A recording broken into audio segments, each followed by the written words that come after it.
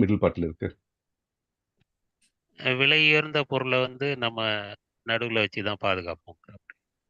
Exactly இல்லையா? விலை உயர்ந்த பொருள் ரொம்ப அருமையான இருக்கிற அந்த பொருள்கள் இல்லையா, அதையெல்லாம் நம்ம வந்து நடுவில் வச்சு நம்ம பாதுகாப்போம். அதனால வந்து அதனால வந்து நம்ம இந்த பக்தி யோகத்தை ஸோ நம்ம வந்து இந்த இதுல இருந்து என்ன தெரியுது? பக்தி யோகம் தான் வந்து எல்லாத்த விட ரொம்ப அரிதானது, ரொம்ப விலை உயர்ந்தது அப்படின்ட்டு நமக்கு தெரியும். இப்போ நம்ம வந்து இந்த 12வது சாப்டர்ல எப்படி நம்ம பகவானிடம் வந்து நம்ம சென்று அடையலாம், அவருக்கு எப்படி பக்தி செலுத்தலாம் அப்படின்ட்டு அதற்கு இந்த பலதரமான இந்த வழிகளை சொன்னார் இல்லை, இது பண்ண முடியலன்னா நெக்ஸ்ட் என்ன பண்ண முடியும், நெக்ஸ்ட் என்ன பண்ண முடியும். ஸோ பகவானுடைய நிலை என்ன? அவர் பக்தன் எப்படியாச்சும் அவர்கள் வந்து சேர வேண்டும் அப்படின்னு நினைக்கிறார். எப்படி ஒரு தகப்பனானவன் வந்து குழந்தை வந்து அவருடைய பிள்ளைகள் வந்து அவரை வந்து அவருடன் இருக்க வேண்டும் நினைக்கிறாரோ, அதே மாதிரி தான் பகவானும் அதே மாதிரி நினைக்கிறார். ஸோ பிரபுஜி, ஹரே கிருஷ்ணா. சொல்லுங்க மாதாஜி.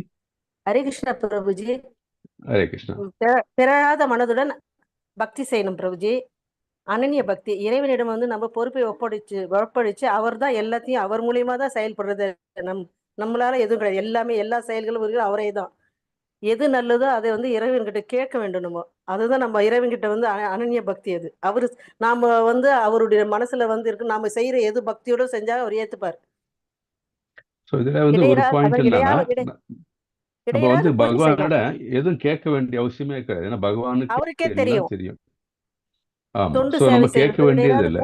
அனன்ய பக்தின்னு சொல்லும் போது, ஆமா, இந்த பிரபஞ்ச உலகத்தை படைச்சவரே அவர். அனன்ய பக்தின்னு சொல்லும் போது நம்ம வந்து ஆமா. ஸோ அதனால அனன்ய பக்தின்னு சொல்லும் போது கம்ப்ளீட் டோட்டல் சரண்டர் சொல்லணும்.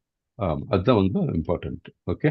ஸோ அதனால தான் நம்ம வந்து இப்போ பிரபுஜி எக்ஸ்பிளைன் பண்ண மாதிரி ரொம்ப அரிதானது, ரொம்ப விலை உயர்ந்தது, அது வந்து நம்ம மிடில் போர்ஷன்ல இருந்தது. இப்போ நம்ம கடைசி போர்ஷன் ஞானத்தை பற்றி. ஏன்னா அந்த ஞானமும் நமக்கு தேவை.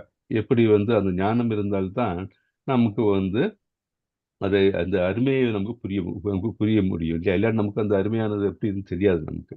ஸோ ஞானமும் தேவை.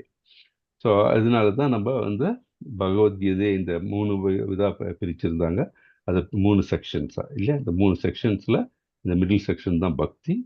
அப்புறம் நம்ம வந்து இந்த 12th சாப்டரில் நம்ம என்ன பார்த்தோம் அப்படின்னு சொன்னோம்னா, எப்படி அவர் அடைய முடியும், அவர் எப்படி பக்தர் வந்து அவர் தன்னை சென்று அடைய வேண்டும் அப்படின்னு விரும்புகிறாரு பகவான், அதை பற்றி எல்லாம் நம்ம பார்த்தோம். ஸோ 13வது அத்தியாயத்தில் என்ன நம்ம பார்க்குறோம் அப்படின்னு சொன்னால், அதில் இந்த அத்தியாயத்திலிருந்து உயிர்வாழி வந்து எவ்வாறு ஜட இயற்கையுடன் தொடர்பு கொள்கிறார். நமக்கு தெரியும், இந்த ஜட இயற்கைன்னு சொல்லும் போது இந்த முக்குணங்களால் வந்து அது பாதிக்கப்படுகிறது இல்லையா? ஸோ அந்த 13வது அத்தியாயத்திலிருந்து நம்ம பார்க்க போகிறோம் இந்த இயற்கையுடன் எப்படி வந்து உயிர்வாழி தொடர்பு கொள்கிறார்.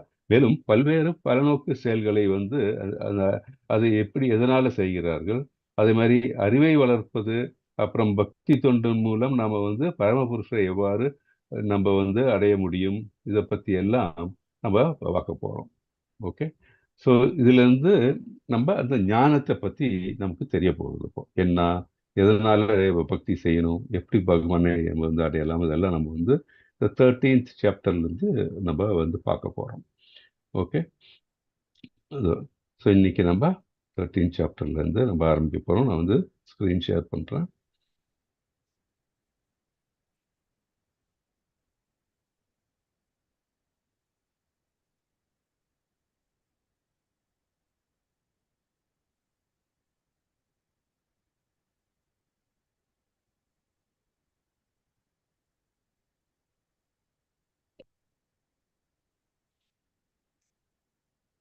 இந்த 13th சாப்டரோட தலைப்பு என்ன சொல்ல முடியுமா?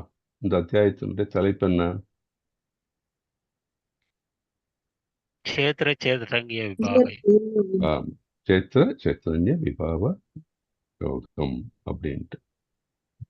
ஸோ இதில் வந்து நம்ம தெரிஞ்சுக்க வேண்டியது என்னன்னா, ஒரு 5 நிலை இருக்கிறது. இது வந்து பிரம்மபூச்சம் அப்படின்னு சொல்லுவாங்க. ஓகே. இது பஞ்சகோஷம்னு சொல்லுவாங்க, பிரம்மபூச்சம் அப்படின்னு சொல்லுவாங்க. இதுல என்னன்னா 5 நிலையை உணர்வு வந்து ஒரு உயிர் வாழ்க்கை இருக்கிறது. இது வந்து என்னன்னா, முதல் வந்து அன்னமயா, அப்புறம் வந்து அடுத்த ஸ்டேஜ் வந்து பிராணமயா, அதுக்கு அடுத்த ஸ்டேஜ் வந்து ஞானமயா, இல்லாட்டி அதை வந்து மனோன்மயான்னு சொல்லுவாங்க. அதுக்கு அடுத்தது வந்து விஞ்ஞானமயா அப்படின்ட்டு அந்த ஸ்டேஜ் இருக்கு. ஸோ இந்த அன்னமய அப்படின்னா என்ன அப்படின்னா, பாடிலி பிளாட்ஃபார்ம். நம்ம வந்து உடம்பு மட்டும் வந்து உடம்பை மட்டும் உள்ள புரிதல். என்ன உடம்புக்கு என்ன தேவை? நமக்கு வந்து இந்த சாப்பாடு தேவை, இல்லை தூக்கம் தேவை. இந்த உடம்பு சம்பந்தமான அறிவு மட்டும். இது விலங்குக்கும் நமக்கும் அந்த வித்தியாசம் இல்லை அந்த உணர்வுல. ஸோ இந்த உடம்பு நமக்கு அதை பற்றி இருக்கிறது தான் அந்த அன்னமய அப்படின்னு. அதை தாண்டி அடுத்த உணர்வு ஒருத்தனுக்கு ஒரு உயிர் வாழ்க்கை வரும்போது என்னன்னா, இது பிராணமய. பிராணமய என்னன்னா, நம்ம எப்படி வாழ வேண்டும், நம்ம வந்து பாடி இதெல்லாம் எப்படி கண்ட்ரோல் பண்ணணும், பிராணன் இருக்குல்ல அதெல்லாம் எப்படி கண்ட்ரோல் பண்ணணும், எப்படி உயிர் வாழ, இந்த கான்சியஸ்னஸ். கான்சியஸ்னஸ்னா நம்ம அந்த அன்னமயில இருக்கும்போது உடம்பை பற்றி இருக்கிற அந்த உணர்வு இருக்கும்போது அந்த அளவு தான். ஆனா பிராணமயா வரும்போது என்ன, அந்த கான்சியஸ்னஸ். ஜடத்து வந்து வெறும்னு இருந்தா அது வந்து ஒன்றும் கிடையாது இல்லையா. ஜடம் ஒரு ஜடம் தான். அந்த ஜடன்ல அந்த கான்சியஸ்னஸும் வந்து சேரும்போது தான் அது வந்து ஒரு உணர்வுள்ள ஒரு உயிர் வழியாகுது. அது அந்த மனிதெல்லாம் வந்து இந்த நமக்கு வந்து இப்போ விலங்குக்கும் நமக்கு வித்தியாசம் இருக்கு இல்லையா, அந்த மாதிரி நிலைமை. தட் இஸ் நம்ம வந்து இந்த உடம்பை பற்றியும் நம்ம கான்சியஸ்னஸ் நமக்கு வருது இல்லையா, அதை சேர்த்து அந்த பிராணமயான்னு சொல்லுவாங்க. அதுக்கும் அடுத்த ஸ்டேஜ் உயிர் எப்படி வருதுன்னா மனோன்மய. மனோன்மய அப்படின்னா மனசு தான் வந்து நம்மளுடைய விருப்பு வெறுப்பு, தேவை தேவையின்மை, கோபம் இதெல்லாம் வருது இல்லையா, அது வந்து இந்த மைண்டு வந்து நம்மள ஆட்டி படைக்குது. அந்த ஸ்டேஜ் தான் ஞானமய. ஏன்னா உடம்பாச்சு கான்சியஸ்னஸ் பற்றி தெரிகிறது ஞானமய. ஞானமயன்னா விருப்பு வெறுப்பு இதெல்லாம் பார்த்த 3 ஸ்டேஜும் பார்த்தீங்கன்னா நம்மளோட பாடிலி ஸ்டேஜ். நம்ம வந்து உடம்பை சம்பந்தமானது, புலன்களை சம்பந்தமானது தான் இந்த 3 ஸ்டேஜ் வருது. அதற்கும் தாண்டி இந்த உணர்வு வரும்போது என்னன்னா விஞ்ஞானமய அப்படின்னு சொல்லுவோம். விஞ்ஞானமய அப்படின்னு சொல்லும்போது நம்ம நிலைமை என்ன ஆகுதுன்னா, தட் இஸ் அகங்காரம், அந்த புத்தி, இது தட் இஸ் இன்டெலிஜென்ஸ் சேர்ந்து வருது. தட் இஸ் எது நல்லது எது கெட்டது. நம்ம வந்து நம்ம பாடி வேறு, நம்ம சோல் இல்லையா, அது பற்றி அந்த உணர்வெல்லாம் வர நிலை வந்து தான் விஞ்ஞானமயா அப்படின்னு சொல்றோம். ஸோ அது வந்து இந்த மற்ற 3 நிலையை விட உயர்ந்த நிலை. அதையும் தாண்டி வந்து நம்ம வந்து நாம் வந்து ஒரு ஆனந்த பயான்னு சொல்லும்போது அந்த ஆனந்தமான நிலை எப்போ வருது நமக்கு, பகவானில் நாம் வந்து சென்றடையும் போது. அப்போ எப்படி நம்ம அது சென்றடைய முடியும்? நமக்கு முதல்ல அந்த உணர்வு வேணும். நான் வந்து ஸ்பிரிட் சோல், பகவானுடைய பின்ன பகுதி அப்படின்றது எனக்கு அந்த நிலை எனக்கு புரிதல் எனக்கு தேவை. அப்பதான் நான் வந்து பகவான் ஒன்று இருந்து அந்த பிரேமையை வளர்த்துக்கொள்ள முடியும் எனக்கு. அந்த நிலை வரும்போது ஆனந்தம், அதுதான் உன்னதமான நிலை. ஸோ அந்த ஆனந்தமய நிலை வரும்போது தான் நம்மளுடைய ஆத்மன் யாரு? பகவான். பகவானை நாம் புரிந்து கொள்ள முடியும். பகவானை புரிந்து கொள்ளக்கூடிய பக்குவத்தை நமக்கு நமக்கு பெற முடியும். ஸோ இதுதான் ஒரு உயிர் வாழோட 5 ஸ்டேஜ். இதுதான் பஞ்சபுச்சம் இல்லைன்னா பஞ்சகோஷம் அப்படின்னு சொல்லுவாங்க. பிரம்மபுச்சம் இல்லைன்னா பஞ்சகோஷம் அப்படின்னு சொல்லுவாங்க. ஸோ இதை தான் அடிப்படையாக வச்சிருக்கோம் நம்மளுடைய புரிதல் வந்து. விலங்குகளுக்கும் ஒரு மனிதனுக்கும், சாதாரண மனிதனுக்கும் ஒரு பக்தனுக்கும் இருக்கிற அந்த வித்தியாசம், அவர்கள் அந்த படிப்படி உயரக்கூடிய நிலை வந்து இந்த 5 பிளாட்ஃபார்ம்ல இருக்கு அப்படின்னு நம்ம புரிஞ்சுக்கணும் நம்ம. ஓகே. ஸோ நம்ம வந்து இந்த 13ஆம் அத்தியாயத்தினுடைய சுருக்கம் எப்படின்னா, 13.1 7 வரைக்கும் அறிவுத்திறன் வாய்ந்த கேள்விகளை கேட்கிறார் அர்ஜுனர். ஸோ அது என்ன நம்ம பார்க்க போகிறோம். அதுக்கு அடுத்தது 8 12 வரைக்கும் ஞானத்தை எப்படி அடைவது அதை பற்றி பார்க்க போகிறோம். அதே மாதிரி 13 19 ஆத்மாவும் பரமாத்மாவை பற்றி தெரிஞ்சு கொள்ள போகிறோம். அப்புறம் 20 26 வரைக்கும் அனுபவிப்பாளர் யார் அதை பற்றி தெரிஞ்சுக்க போகிறோம். 27 ஞான சிக்ஷா, தட் இஸ் விஷன். ஞானம் இருக்கு, ஞானத்தோடு இருக்கிற விஷன், அது ஞான சக்ஷுஷா அப்படின்னு சொல்லுவாங்க, ஞான பார்வை அப்படின்ட்டு. அது 27 35 வரைக்கும் நம்ம பார்க்க போகிறோம். ஓகே. ஸோ இந்த அறிவுத்திறம் வாய்ந்த கேள்விகள் என்ன அப்படின்னா, அர்ஜுன் வந்து ஒரு 6 கேள்விகள் கேட்பார். அது என்னன்னு பார்ப்போம் நம்ம டீட்டெயிலாக. என்னன்னு உடல், ஆத்மா, பரமாத்மா, சூத்திரம் இதை பற்றி எல்லாம் வந்து அவர் தெரிஞ்சுக்க விரும்புகிறார். ஓகே, இந்த 6 கொஸ்டின்ஸ்னா இந்த டேபிளில் இருக்க மாதிரி தான் அவர் கேட்கறது. ஒன்று, பிரகிருதினா என்ன, புருஷானா என்ன, க்ஷேத்ரானா என்ன, க்ஷேத்திரஞானா என்ன, ஞானம் அப்படின்னா என்ன, நேயம் அப்படின்னா என்ன, இதை பற்றி எல்லாம் கேட்கிறார். அதற்கு பதில் என்னன்னா, பிரகிருதி அப்படின்னா என்ன, இயற்கை, பொருள், இயற்கை, நேச்சர் அப்படின்னு இங்கிலீஷ்ல தான். புருஷா அப்படின்னா அனுபவிப்பாளர், பிரகிருதியிலே அனுபவிப்பாளர். ஸோ யாரு வந்து புருஷா? மனசுல நம்ம என்ன தோணும், யாரு புருஷா அப்படின்னா யாரு? பகவான். பகவான் பிரபுஜி. பகவான். பகவான் ஒரு புருஷோத்தமர். Okay, correct. ஸோ இதில் நம்ம புருஷோத்தமர். ஸோ 2 வகையான புருஷர்கள். ஒன்று, இந்த உடலை அனுபவிப்பவர்கள் நம்ம இல்லையா, அப்புறம் பகவான் தான் எல்லா இது தெரிஞ்சவர் இல்லையா, புருஷோத்தமர். அது புருஷோத்தமர். ஸோ 2 அனுபவிப்பாளர் இருக்காங்க. ஓகே, க்ஷேத்ரா அப்படின்னா உடல், சரீரம். க்ஷேத்திர அப்படின்னா அவர் உடல் பார்வையாளர், ஆத்மா பரமாத்மா 2 பேர் இருக்காங்க இல்லையா. ஞானம், அறிவு இல்லையா, க்ஷேத்ரா மற்றும் க்ஷேத்திரஜ்ஞாவை புரிந்து கொள்வது. நேயம் அப்படின்னா என்ன, நம்முடைய இலக்கு. என்ன இலக்கு? பரமாத்மாவை சென்றடைய வேண்டும் அப்படின்றது தான் நம்ம வாழ்க்கையின் இலக்காக இருக்க வேண்டும் அப்படின்ட்டு சரி. ஓகே, ஸோ இதுதான் இந்த இது சொல்றாங்க. அர்ஜுனோட 6 கேள்விகள். உடல் என்றால் என்ன, உடலை அனுபவிப்பவர், ஞானம், ஞானத்தை அறியப்படுவது என்ன, இயற்கை, இயற்கை அனுபவிப்பவன் யார், இதுதான் தெரிஞ்சுக்க விரும்புகிறார். ஓகே, ஸோ 13.1 and 2 யார் வாசிக்கிறீங்க? நான் படிக்கிறேன் பிரபுஜி. படிங்க ஹரே மாதாஜி, கிருஷ்ணா பிரபுஜி. படிங்க. அர்ஜுன உவாச பிரகிருதிம் புருஷம் சைவ க்ஷேத்ரம் க்ஷேத்ர ஞானம் ஏவச ஏக வேதித்தும் இச்சாமி ஞானம் ஞேயம் ஷ கேசவ. ஸ்ரீ பகவான் உவாச இதம் சரீரம் கௌந்தேயே க்ஷேத்ரம் இத்ய பிதியதே ஏகத்யோ வேத்தி தம் பிராஹி க்ஷேத்ராக்ஞா இதி தத் விதஹ. அர்ஜுனன் கூறினான், எனது அன்பு கிருஷ்ணரே, இயற்கை பிரகிருதி அனுபவிப்பவன் புருஷ, கலம் க்ஷேத்திர கலத்தை அறிபவன், க்ஷேத்திரன அறிவு, ஞானம் அறியப்படும் பொருள், ஞேயம் ஆகியவற்றை பற்றி நாம் தெரிந்து கொள்ள விரும்புகின்றேன். புருஷோத்தமரான முழுமுதற் கடவுள் கூறினார், குந்தியின் மகனே, இந்த உடல் கலம் க்ஷேத்ர என்று அழைக்கப்படுகின்றது. இவ்வுடலை அறிபவன், களத்தை அறிபவன் க்ஷேத்ர என்று அழைக்கப்படுகிறான். ஹரே கிருஷ்ணா பிரபுஜி. ஹரே கிருஷ்ணா. ஸோ அர்ஜுனன் கேள்வியில் நம்ம பார்த்தது தான் என்னது, எனது அன்பு கிருஷ்ணரே, இயற்கை பிரகிருதி அனுபவிப்பவன் யார், புருஷர், களம் அப்படின்னா க்ஷேத்திரம், களத்தை அறிபவன் க்ஷேத்திரஞன், அறிவு ஞானம், அறியப்படும் பொருள் நேயம் ஆகியவற்றை பற்றி நான் தெரிந்து கொள்ள விரும்புகிறேன் அப்படின்னு கேட்கறதுக்கு உடனே கிருஷ்ணரும் பதில் சொல்றார். புருஷோத்தமரான முழுமுதற் கடவுள் கூறினார், குந்தியின் மகனே, இந்த உடல் வந்து களம், அது க்ஷேத்திரம் இல்லையா, அந்த உடல் வந்து க்ஷேத்திரம் என்று அழைக்கப்படுது. உடலை அறிபவன் களத்தை அறிவு. இந்த உடலை பற்றி யாருக்கு தெரியும்? ஒன்று நமக்கு, அந்த ஜீவாத்மாவுக்கு தெரியும் இல்லையா, க்ஷேத்திரஞா. அது ஜீவாத்மாவுக்கு மட்டும் இல்லை, பரமாத்மாவுக்கும் தெரியும் இல்லையா, க்ஷேத்திரஞா என்று அழைக்கப்படுகிறான் அப்படின்னு சொல்றாரு. ஸோ உடலானது உடல் மட்டும் இல்லாமல் யார் உடலை பற்றி தெரிஞ்சு கொள்கிற, ஆத்மாவும் பரமாத்மாவும் தெரிகிறது. இந்த உழறவன் வந்து பார்த்தீங்கன்னா, இந்த பர்டிகுலர் இந்த வயல்காட்டை பற்றி தெரிஞ்சுக்கிறது யார்? இந்த உழுபவன் இல்லையா, இந்த ஃபார்மர், அவருக்கு மட்டும்தான் தெரியும். ஆனால் அந்த ராஜ்யத்தை பற்றி எல்லாம் தெரியறது யாரு? அந்த ராஜ்யத்தின் ராஜாவானவர் இல்லையா. ஸோ அதே மாதிரிதான் இந்த உடலை பற்றி தெரிந்து கொள்கிறவர் யாரு?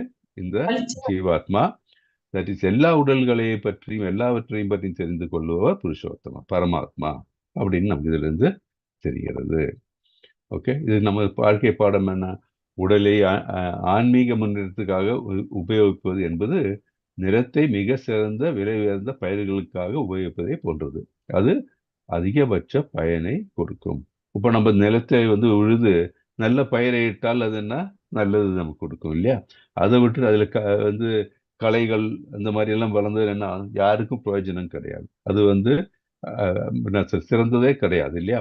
அதே மாதிரி நம்ம மனதில் வந்து நம்ம பக்தி, தட் இஸ் கிருஷ்ண பக்தி இல்லையா, பக்தியினை நாம் வளர்த்து கொண்டால் என்ன ஆகும்?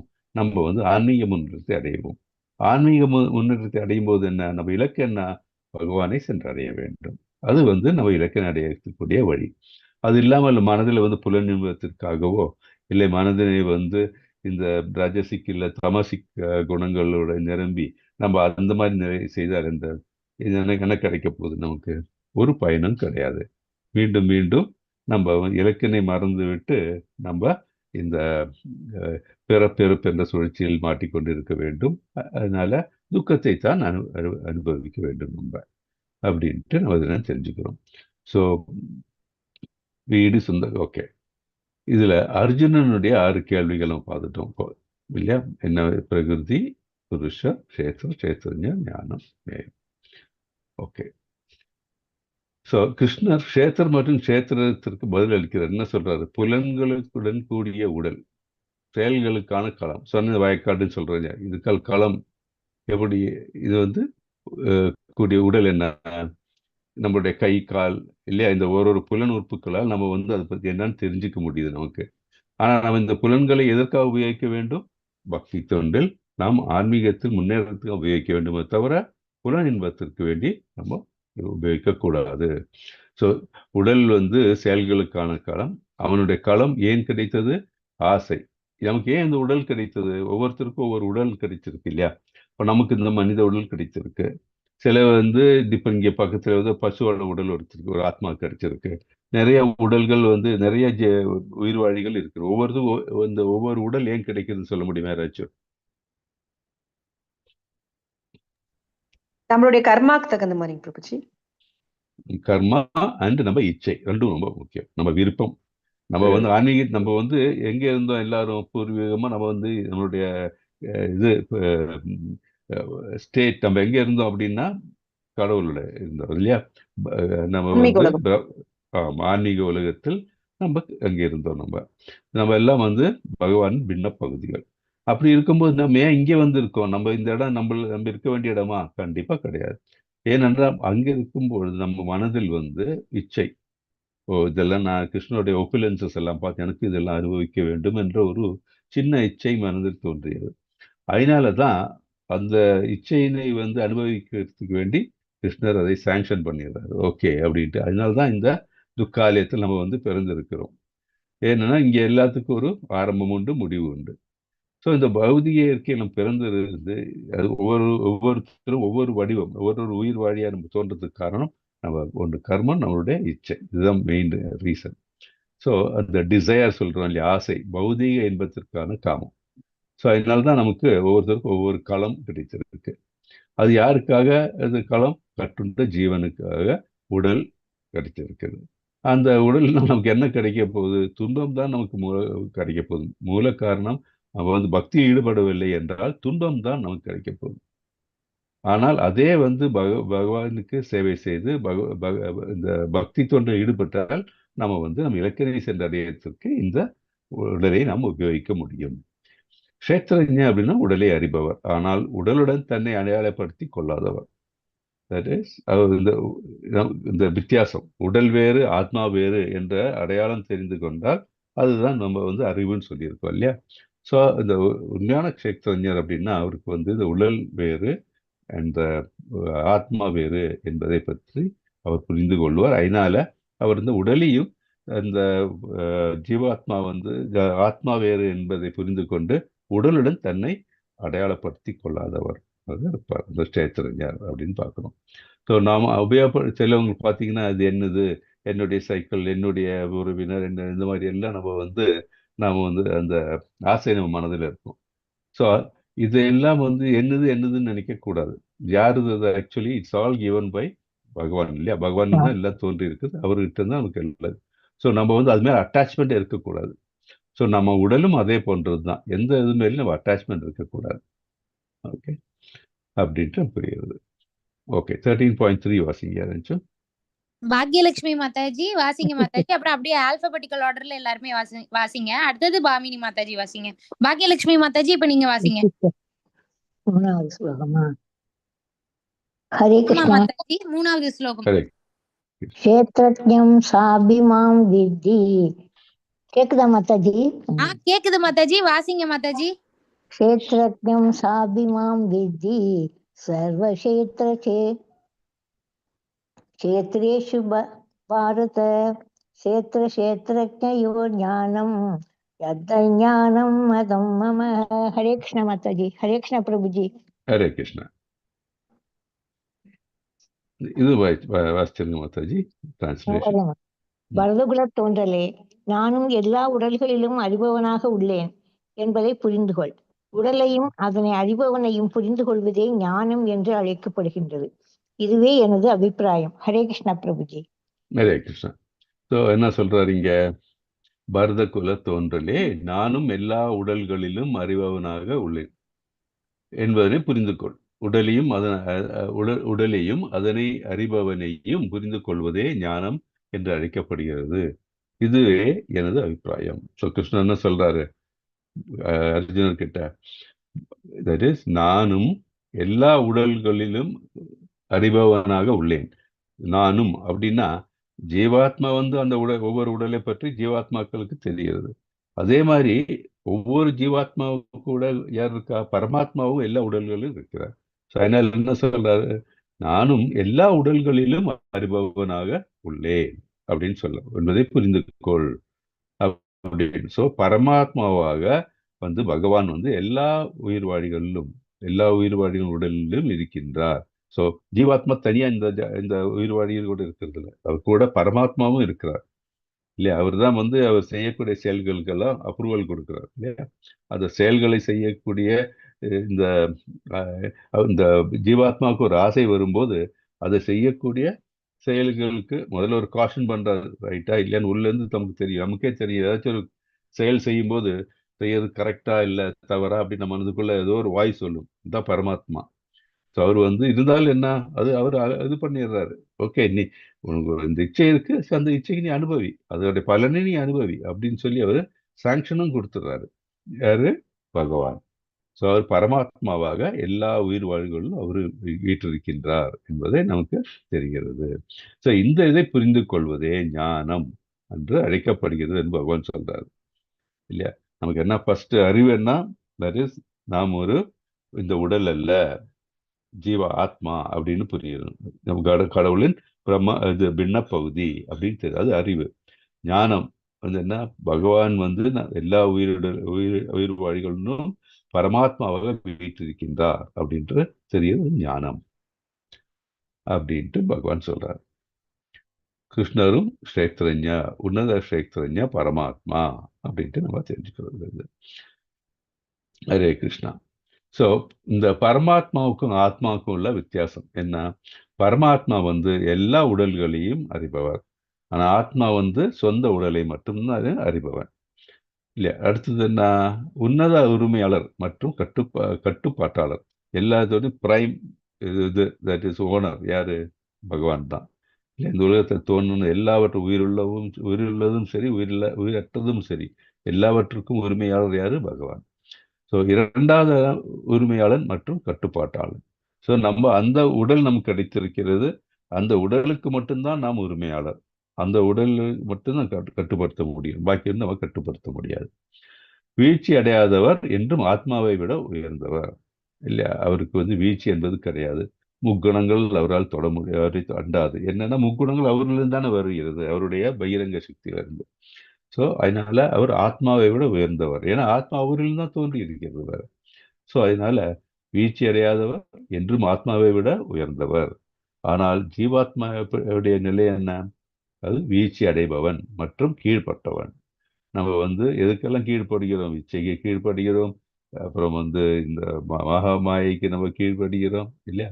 எல்லாவற்றுக்கும் இந்த ஆசைக்கு கீழ்ப்படுகிறோம். ஆனால் அதனால என்ன? வீழ்ச்சி அடைகிறோம். ஆனால் அந்த ஆத்மாவானது உன்னத நிலை அடைய வேண்டும் என்றால் பகவானிடம் சரணடைந்து பகவானுக்கு கீழ்பட்டு பகவானுடைய தொண்டர்கள் பக்தி தொண்டர்களுக்கு கீழ்பட்டு இருந்தால் உன்னத நிலையை அடைய முடியும். அப்படின்ட்டு நம்ம இதில் தெரிந்து கொள்ளலாம். ஓகே, ஆத்மாவையும் பரமாத்மாவையும் ஒன்றாக ஒரே சமயத்தில் வேறாகவும் அறிந்து கொள்வது அறிவு அப்படின்னு சொல்றாங்க. ஓகே, அடுத்து யார் படிக்கிறீங்க? பாமினி மாதாஜி படிங்க மாதாஜி. 13.4. ஜானகிராமன் பிரபுஜி. இப்ப பாமினி மாதாஜி படிங்க மாதாஜி. हरे कृष्ण प्रभु जी। हरे कृष्ण माता जी। क्षेत्रम यच्च यादृच्छय विकारी यदश्चय सचयो यत् प्रभाव सदत् समासेन मे शृणु. செயல்களின் களம் எவ்வாறு அமைக்கப்பட்டுள்ளது, அதன் மாற்றங்கள் யாவை, அது எப்போது உண்டாக்கப்படுகின்றது, செயல்களின் களத்தை அறிபவன் யார், அவனது செல்வாக்குகள் யாவை என்பதை பற்றிய எனது சுருக்கமான உரையை இனி கேட்பாயாக. ஹரே கிருஷ்ணா பிரபுஜி. ஹரே கிருஷ்ணா. ஸோ செயல்களின் களம் எவ்வாறு அமைக்கப்பட்டுள்ளது, அதன் மாற்றங்கள் யாவை, அது எப்போது உண்டாக்கப்படுகின்றது, செயல்களின் களத்தை அறிபவன் யார், அவனது செல்வாக்குகள் யாவை என்பதை பற்றிய எனது சுருக்கமான ஒரு உரையை இனி கேட்பாயாக.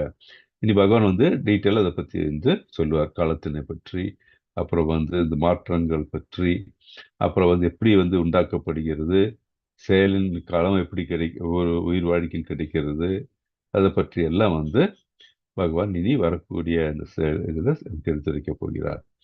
அதுதான் உடல் எவ்வாறு அமைக்கப்பட்டுள்ளது, உடல் குணங்கள் என்ன, உடல் மாற்றங்கள் நிகழ்வது எங்கனம், உடல் எப்போது உண்டாக்கப்படுகிறது, உடலை அறிபவன் அடையாளங்கள், உடலை அறிபவனின் செல்வாக்கு என்ன, இதெல்லாம் நம்ம பார்க்க போகிறோம்.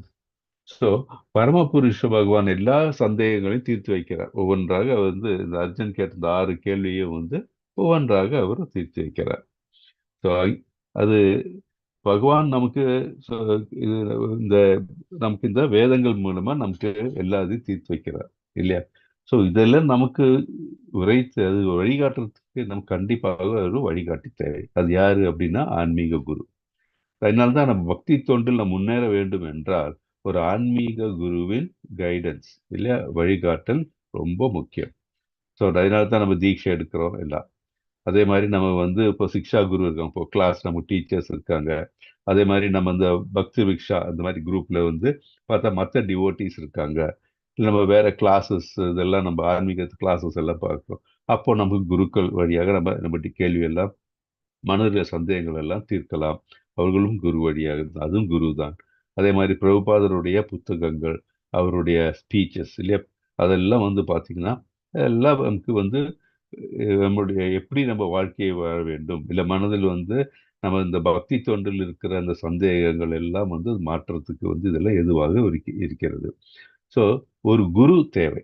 இந்த குருவின் வழிகாட்டல் நம்ம வந்து இந்த துக்காலயம் சொல்றோம் இல்லையா, இந்த பிரபஞ்சத்திலிருந்து நம்ம விடுபட வேண்டும் என்றால் ஆன்மீக குருவின் வழிகாட்டுதல் ரொம்ப முக்கியம். ஸோ என்ன சொல்றாங்க இங்க, அங்கீகரிக்கப்பட்டுள்ள ஒரு ஆத்மீக குரு வழிகாட்டலின் கீழ் பகவத்கீதையை பொறுமையாக கவனமாகவும் நேர்மையாகவும் படித்தல் போதும். இது ரொம்ப முக்கியம். இப்போ வந்து பார்த்தோம்னா நம்ம பகவத்கீதை படிக்கும்போது ஏதோ கதை புக்கு படிக்கிற மாதிரி படிக்கக்கூடாது. இது எப்படி படிக்கணும், ரொம்ப வந்து பவ்யமாக, பொறுமையாக, கவனமாக, நேர்மையாக. நேர்மை அப்படின்னு சொல்றது இந்த இடத்துல யாரும் சொல்ல முடியும், நேர்மைன்னு என்ன இந்த இடத்துல? பொறுமையாக, கவனமாக, நேர்மையாக படித்தால் போதும் சொல்றாங்க. நேர்மையாக படித்தல் அப்படின்னு என்ன? உண்மையான பக்தியுடன் படிக்கணும். உண்மையாக பக்தியுடன் படிக்கணும்.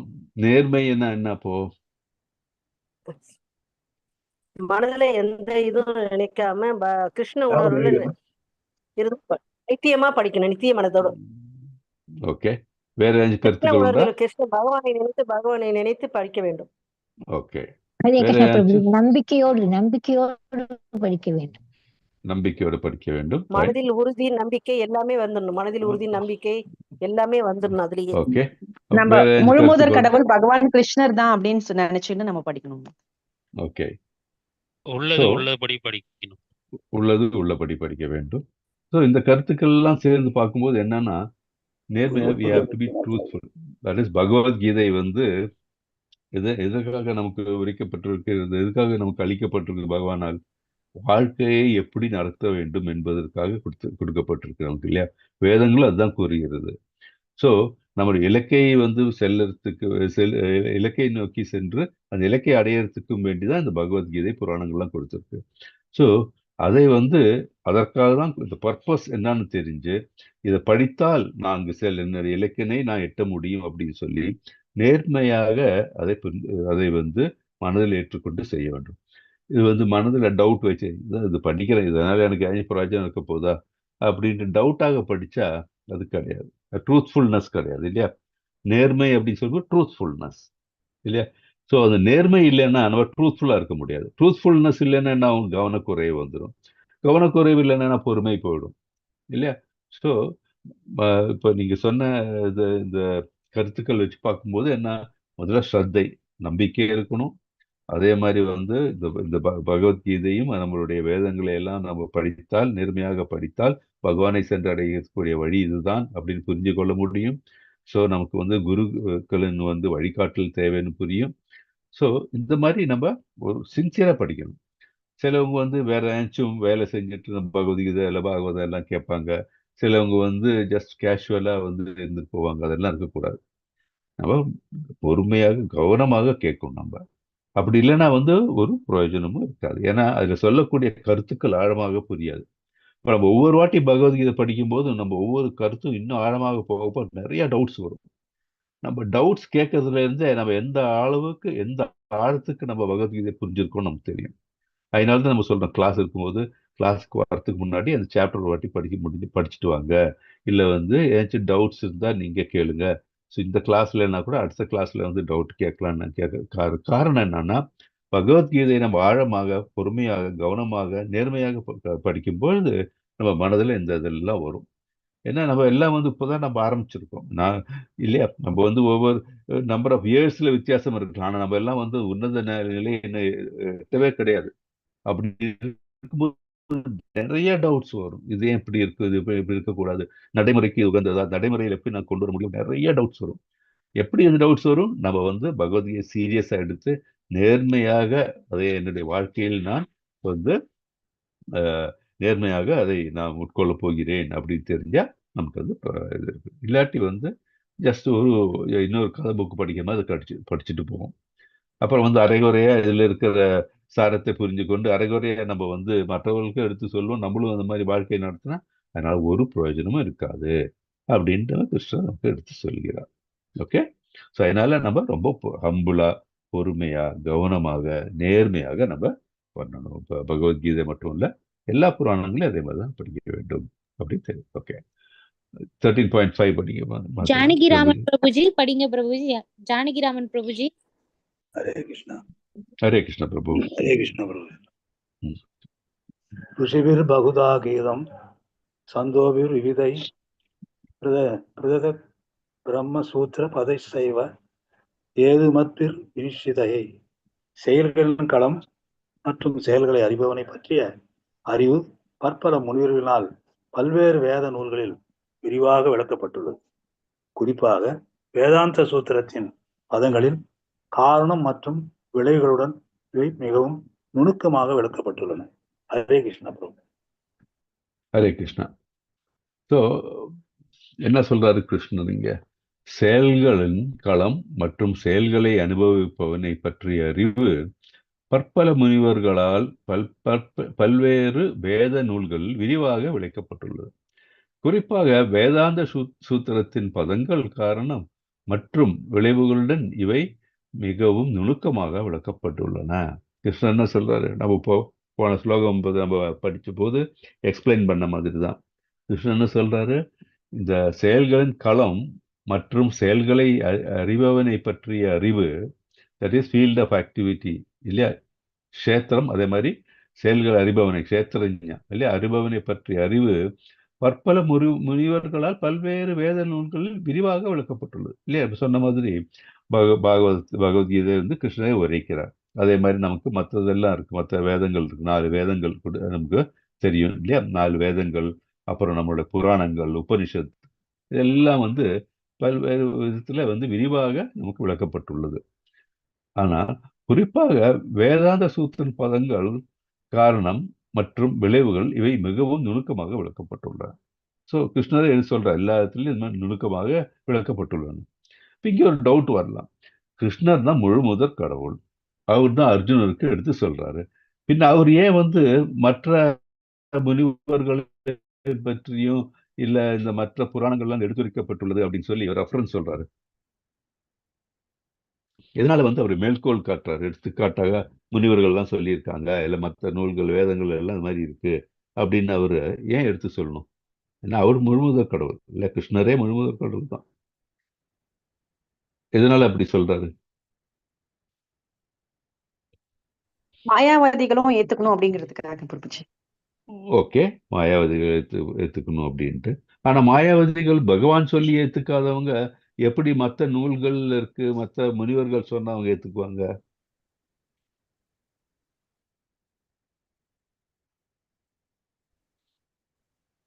என்ன நினைக்கிறீங்க? எதனால பகவான் இப்படி ஒரு மேற்கோள் காமிக்கிறாரு? செய்யற காரியம் என்னன்னாரு சொல்லியிருக்கான்றது உறுதிப்படுத்துறாரு.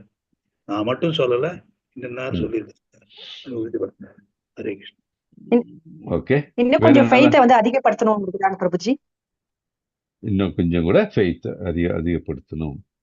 Correct, fine. வேற ஏதாச்சும் கருத்துக்கள் உண்டா?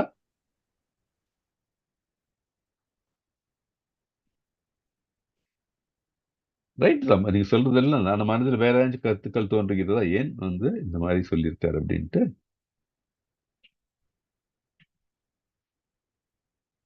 Okay, fine. ஒரு விஷயத்தை ஸ்ட்ராங்கா சொல்லும்போது அதை 100% பிரபுஜி இதெல்லாம் சொல்லியிருக்காங்க அப்படின்னும் போது, இப்ப நம்ம ஒருத்தரா சொல்லும் போது அது கொஞ்சம் கம்மியா இருக்கும்.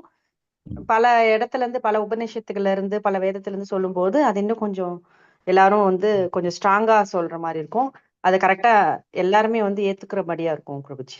பர்ஃபெக்ட். இப்ப நீங்க சொன்ன கருத்துக்கள் எல்லாம் தான் இது காரணம் இல்லையா? பகவானே சொல்லியிருக்காரு. அவர் சொல்றாரு, நான் மட்டும் சொல்லப்பா, முனிவர்கள் அப்படின்னா பகவான் சொன்ன இந்த கருத்துக்களை முனிவர்களும் ஏற்றுக்கொண்டிருக்கிறார்கள். ஏன்னா அவர்கள் ஏற்றுக்கொண்டதுனால அவங்க அதை எடுத்துரைக்கிறார்கள் இல்லை மக்களுக்கு. அதோட அர்த்தம் என்ன? தட் இஸ் முனிவர்கள் அவர்கள் உன்னத நிலை அடைந்தவர்கள், அவர்களுக்கு எல்லா அறிவும் உண்டு, ஞானம் உண்டு, எல்லாம் உண்டு. ஸோ அந்த ஞானம், அந்த உயர்ந்த ஞானம் உள்ள முனிவர்களே இதை ஏற்றுக்கொண்டிருக்கிறார்கள்.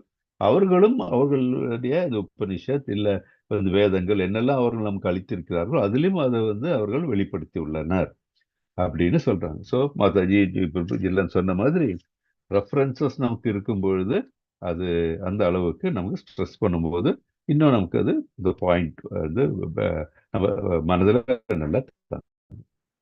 ஒரே ஒரு minute, just give a second.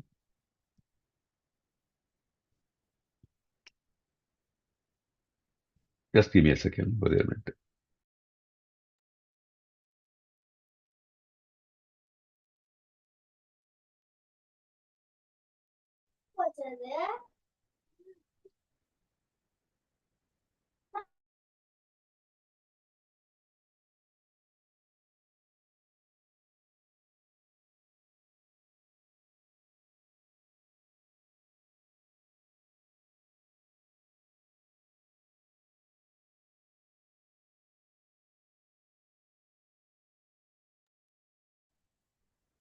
Sorry, வந்துட்டாங்க, லாக் பண்ணியிருந்தேன். சாரி. ஓகே, ஸோ அதனால தான் தட் இஸ் நம்ம ரெஃபரன்ஸ் மாதிரி கொடுத்து மேற்கோள் காமிச்சு இந்த உயர்ந்த ஒரு நிலையில் உள்ளவர்கள் ஒரே ஒரு பாயிண்ட்டை பற்றி எடுத்து வைக்கும் போது அந்த பாயிண்ட் இன்னும் எம்பசைஸ் ஆகுது இல்லையா? எம்பசைஸ் ஆகும்போது எல்லாரும் அந்த பாயிண்ட் ஏற்றுக்குவாங்க. அதனால தான் பகவானே இல்லை அந்த நிலையில் இருந்தால் கூட பகவானே மேற்கோள் காமிக்கிறாரு அப்படின்னு சொல்றோம். அது மட்டும் இல்லாமல் பார்த்தீங்கன்னா பகவான் ஒரு அவதரிக்கும் பொழுது அவர் இப்போ இந்த ஒரு மனித உருவில் அவதரித்துள்ளார். கிருஷ்ணரை அர்ஜுனுக்கு உபதேசம் சொல்றாரு. அப்போ அவர் ஒரு மனிதனுக்கு அந்த அந்த நிலையில் எடுத்து அவர் உழைக்கும்போது அவர் ஒரு பிரசிடென்ஸ். ஸோ நான் தான் பகவான், நான் ஏற்றுக்கோன்னு சொல்லி ஸ்ட்ரெஸ் பண்ணி இந்த அர்ஜுனன் மேலே எதுவும் அடித்து ஏற்பிக்கவில்லை. அவர் என்ன சொல்றாரு, மேற்கோள் காமிச்சு அர்ஜுனனை இம்ப்ரெஸ் பண்ண பார்க்கிறார். ஸோ இது எல்லாத்த விட இதுவும் ஒரு பாயிண்ட்.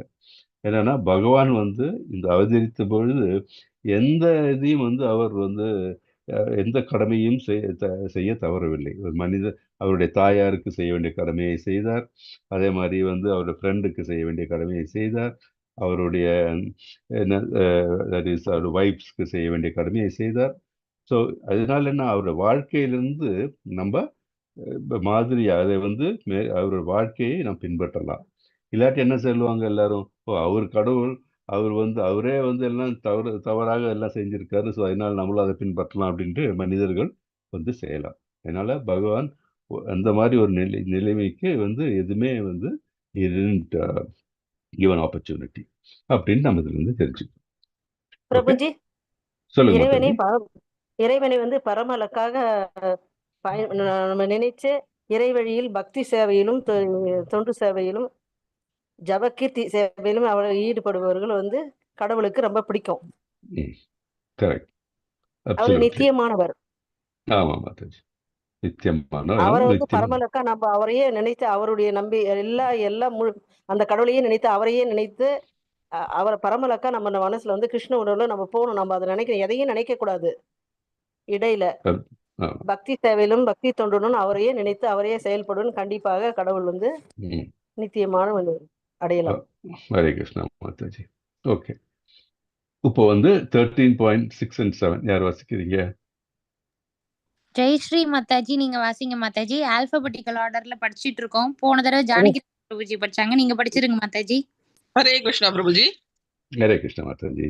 महाभूतान्यहङ्कारो बुद्धिरव्यक्तम् एव च इन्द्रियाणि तसैकं च पञ्चचेन्द्रियगोचराः इच्छाद्वेषसुखं दुःखं सङ्गातच्चेतना धृतिः ஏகச்சேத்திரம் சமாசேன சவிகாரமுதாகிருதம். பஞ்சபூதம், அகங்காரம், புத்தி, அவ்யக்தம், 10 புலன்கள், மனம், 5 புலன் பொருட்கள், விருப்பு வெறுப்பு, இன்பம் துன்பம், உயிரின் அறிகுறிகள், திட நம்பிக்கை, இவையெல்லாம் சுருக்கமாக செயல்களின் களம் மற்றும் அதன் மாறுபாடுகள் என்று கருதப்படுகின்றன. ஹரே கிருஷ்ணா பிரபுஜி. ஹரே கிருஷ்ணா, தேங்க்யூ. ஸோ இதுல வந்து நம்ம இந்த உடம்பு எதனால ஆக்கப்பட்டிருக்கிறத பத்தி கிளியரா டிஸ்கிரைப் பண்ணியிருக்காரு. என்ன, பஞ்சபூதம் இல்லை, நம்ம உடம்பு வந்து 24 எலிமெண்ட்ஸ்ன்னு சொல்லுவோம் இல்லையா, 24 எலிமெண்ட்ஸ்னால நம்ம உடம்பு செய்யப்பட்டிருக்குது. பஞ்சபூதம் இல்லையா? பஞ்சபூதம்னா தெரியுமா எல்லாருக்கும்? பஞ்சபூதம்னா என்ன? நிலம், நீர், நெருப்பு, காற்று, ஆகாயம். கரெக்ட். அப்புறம் அடுத்தது மனம், புத்தி, அகங்காரம். 5 கர்மேந்திரியங்கள், 5 ஞானேந்திரியங்கள். கரெக்ட் இல்லையா? 5 கர்மேந்திரியங்கள், மனம், புத்தி, அகங்காரம். ஓகே, நம்ம வந்து டோட்டலா வந்து பிளஸ் வந்து இதுல என்னன்னா ஆட் பண்ண வேண்டியது முக்குணங்கள், அன்மேனிஃபெஸ்டட் ஸ்டேஜ் ஆஃப் இந்த முக்குணங்கள் இருக்கு இல்லையா, வெளிப்படாத நிலை இருக்கு இல்லையா, அன்மேனிஃபெஸ்டட். ஸோ இந்த முக்குணங்கள் நம்மளுக்குள்ள வந்து நம்மளோட இச்சை பிரகாரம் வந்து இந்த ராஜசிக்கா இருக்கு. சில டைம்ல நம்ம வந்து சத்விக் குணமா இருக்கலாம், அதே மாதிரி ரஜசிக் குணமா இருக்கலாம், இல்ல வந்து தாமசிக் குணமா இருக்கலாம். இது வந்து எதுவுமே நிரந்தரமானது கிடையாது, மாறி மாறி தான் ஒரு மனிதனுக்குள்ள இருக்கிறது. ஸோ இந்த அன்மேனிஃபெஸ்டட் ஸ்டேஜ் ஆஃப் இந்த 3 குணங்கள் இருக்கு இல்லையா, இந்த வெளிப்படாத நிலையில் இருக்கு இல்லையா, அதுவும் எல்லாம் சேர்ந்துதான் நம்ம இந்த ஜடத்தில் உள்ளது. ஓகே, வெளிப்படும் போது தான் இந்த கான்சியஸ்னால வெளிப்படும் போது நம்ம ஒவ்வொரு செயல்களும் அந்த மாதிரி செய்யறோம் நம்ம அப்படின்ட்டு நம்ம வந்து தெரிஞ்சுக்கணும். நம்ம இந்த 24 எலிமெண்ட்ஸ் இதுதான் நம்மளுடைய இந்த 24 எலிமெண்ட்ஸ்னால நம்ம செய்யப்பட்டுள்ளோம் அப்படின்னு நம்ம தெரிஞ்சுக்கலாம். இவையெல்லாம் சுருக்கமாக செயலின் களம் மற்றும் அதன் மாறுபாடுகள் என கருத்து. செயலின் களம் நான் பார்த்தோம் இல்லையா, ஃபீல்ட் ஆஃப் ஆக்டிவிட்டி, இதுதான் செயலின் களம் அப்படின்னு நம்ம தெரிஞ்சுக்கிறோம். ஓகே, ஜட இயற்கை 24 மூலங்கள் நீங்க சொன்னீங்களே அதே தான். நிலம், நீர், நெருப்பு, காற்று, ஆகாயம், இதெல்லாம். கர்மேந்திரியங்கள் 5, ஞானேந்திரியங்கள் 5, புலன்பொருட்கள் 5. புலன்பொருட்கள்னா உருவம், ஒலி, வாசனை, சுவை மற்றும் சென்ஸ் ஆப்ஜெக்ட்ஸ் சொல்றோம் இல்லையா நம்ம, அதுதான் புலன்பொருட்கள் அப்படின்னு சொல்றோம் நம்ம. அப்புறம் மனம், புத்தி, அகங்காரம், அப்புறம் இயற்கையின் முக்குணங்கள். ஓகே, இதுதான் நம்மளோட 24. இது மறக்கவே கூடாது, ஏன்னா இது வந்து எல்லா இடத்துலையும் நம்ம இது வரும். நம்மளை பற்றி அப்படின்னா ஒரு உயிர் வாழியின் இந்த உடல் அப்படின்னா என்ன, இதெல்லாம் சேர்ந்தது தான் இந்த கலவை. ஓகே. ஸோ உடலின் 6 விதமான மாற்றங்கள். இது ஒரு இன்ட்ரெஸ்டிங் திங். நம்ம பிறந்த பிறகு நம்ம எப்படி நம்ம இருக்கிற வரைக்கும் என்ன 6 வகையான மாற்றங்கள் இருக்கு. என்னது? பிறக்கின்றது, என்ன உயிர்வாழி என்ன செய்யுது, என்ன நடக்குது உயிர்வாழியில்? முதலில் பிறக்கிறது, உயிர்வாழி பிறக்கிறது. அப்புறம் அது அப்படியே வளர்ந்துருது. அப்புறம் சில காலம் இருக்கிறது. அப்புறம் உபப்பொருட்களை உற்பத்தி செய்கிறது, இல்லை ரீப்ரொடக்ஷன். அப்புறம் என்ன, இது முதுமை வருகிறது, அப்படியே கொஞ்சம் கொஞ்சமாக அழிய தொடங்குகிறது. அப்புறம் மறைகிறது. இதுதான் நம்ம வாழ்க்கையில் இருக்கிற 6 ஸ்டேஜ். பிறப்பு, வளர்கிறது, அதுக்கப்புறம் சில காலம் வளர்ந்து இருக்கிறது, அப்படியே உற்பத்தி செய்கிறது, அதுக்கப்புறம் அழிய தொடங்குகிறது, மறைந்து போகிறது. இதுதான் நம்ம உடலின் மாற்றம் அப்படின்ட்டு. ஸோ எல்லா உடலில் ஏதாச்சும் ஒரு குறை இருக்கிறது. அது மரணத்தை நோக்கி செய்கிறது. நாம் பிறந்த உடனே என்ன கிளாக் ஸ்டார்ட் ஆயிடுது இல்லையா? கடிகாரம் ஸ்டார்ட் ஆயிடுது. எந்த கடிகாரம்? நம்மளுடைய இறப்பு ஸ்டார்ட் ஆயிடுது. பிறக்கும் பொழுதே, பிறந்த உடனேயே அது ஏன்னா நம்ம எல்லாத்துக்கும் ஒரு எக்ஸ்பைரி டேட் இருக்கு. ஸோ எல்லா உடலில் ஏதோ ஒரு குறை இருக்கிறது, அது மரணத்தை நோக்கி செய்கின்றது. உடலின் மரணத்தில் தப்பிக்க முடியுமா? யாராலும். ஏன்னா இந்த பிரபஞ்சத்து துக்காலயம் சொல்றது காரணம் அதுதான். மரணம் மட்டும் இல்லை, எந்த ஒரு இது நம்ம இந்த புலன்பத்தை நுகரும் பொழுது அதற்கு ஒரு தொடக்கம் உண்டு, அதற்கு ஒரு முடிவும் உண்டு. அதுல யாரும் தப்பிக்க முடியாது. அதனால்தான் நமக்கு இந்த துக்காலயம் சொல்றோம் இல்லையா? ஏன்னா சங்கடம் வரும். அப்போ நமக்கு அழிந்து போகும்போது சங்கடம் வருது நமக்கு. ஏன்னா அது மேல நமக்கு பற்று உண்டு. அதே மாதிரி ஒருத்தர் ஒரு இதை அடையணும்னு வச்சுக்கோங்க. ஒருத்தர் அவருடைய இச்சையை அடைய வேணும்னா அதுக்கு பிரயத்தனம் தேவை. அப்பவும் கஷ்டம்தான். யாரா இருந்தாலும் ஒரு அச்சீவ் பண்ணும் அப்படின்னா அதற்கு ஹார்ட் ஒர்க் போடணும். அந்த ஹார்ட் ஒர்க்கும் பிரயத்தனம் தான். ஹார்ட் ஒர்க் ஆகி அச்சீவ் ஆன உடனே அது கொஞ்ச நேரத்துக்கு சந்தோஷம் இருக்கும். அப்புறம் திருப்பியும் அது சந்தோஷம் மங்கி விடுகிறது. இல்லை வேற ஏதாச்சும் இன்னொரு அச்சீவ்மெண்ட் பின்னாடி போக நம்ம நினைக்கிறோம். ஆனா பக்தியில் மட்டும்தான் ஒரே இலக்கு தான். வாழ்க்கை நம்ம இலக்கு என்ன? பகவானை சென்றடைவது. ஏன்னா நம்ம எல்லாம் பகவானின் பின்ன பகுதிகள். நம்மளுடைய கான்ஸ்டிடியூஷனல் பொசிஷன் அது எங்கன்னா பகவானில் தான். அது புத்திசாலித்தனமான இருக்கிறவர்கள் அது தெரியும். புத்திசாலி அல்லாதவர்களுக்கு அது தெரியாது. அதனாலதான் நம்ம பாகவதம், பகவத்கீதை, அதே மாதிரி நம்ம இந்த நம்மளுடைய ஸ்கிரிப்சர்ஸ் இதெல்லாம் படிக்கணும் அப்படின்னு சொல்றோம் நம்ம. அதே மாதிரி குருக்களுடைய அட்வைஸ், அதே மாதிரி நம்மளுடைய சாது சங்கத்தில் இருக்கணும் அப்படின்னு சொல்றதுக்கு காரணம் அதுதான். ஓகே. இப்போ நம்ம பார்க்க போதும் ஞானத்தை எப்படி எப்படி பெறுவது அப்படின்ட்டு பார்க்க போறோம். இந்த ஸ்லோகத்திலிருந்து மிக முக்கியமான தகுதி என்ன? அனன்ய யோகனே, எனக்கு இடைவிடாத எந்த கலப்பும் இல்லாத பக்தி, அனன்ய பக்தி சொன்னோம் இல்லையா? அதுதான். அதே மாதிரி என்ன இன்றியமையாத தகுதி என்ன தேவை? டெஃபினட்டா அது இருக்கணும். அப்படின்றது என்ன? ஆச்சாரிய உபாசனம், தட் இஸ் அங்கீகரிக்கப்பட்ட ஆத்மீக குருவை ஏற்றுதல். யார் எல்லாத்தையும் குருவா இருக்க முடியும்? போலி குருக்களும் நிறைய பேர் இருக்காங்க. ஆனா நம்ம அங்கீகரிக்கப்பட்ட என்ன? தட் இஸ் நம்மளுடைய இந்த பரம்பரை வழியாக இப்போ இஸ்கான் அப்படின்னு சொன்னா எல்லாரும்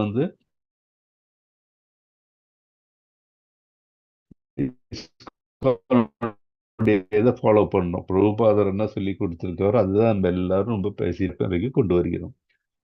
ஸோ அந்த மாதிரி ஆன்மீக குருவை தேடி நம்ம அந்த அங்கீகரிக்கப்பட்ட ஆன்மீக குருவின் வழியில் நாம் நடக்க வேண்டும் அப்படின்ட்டு நமக்கு தெரியுது.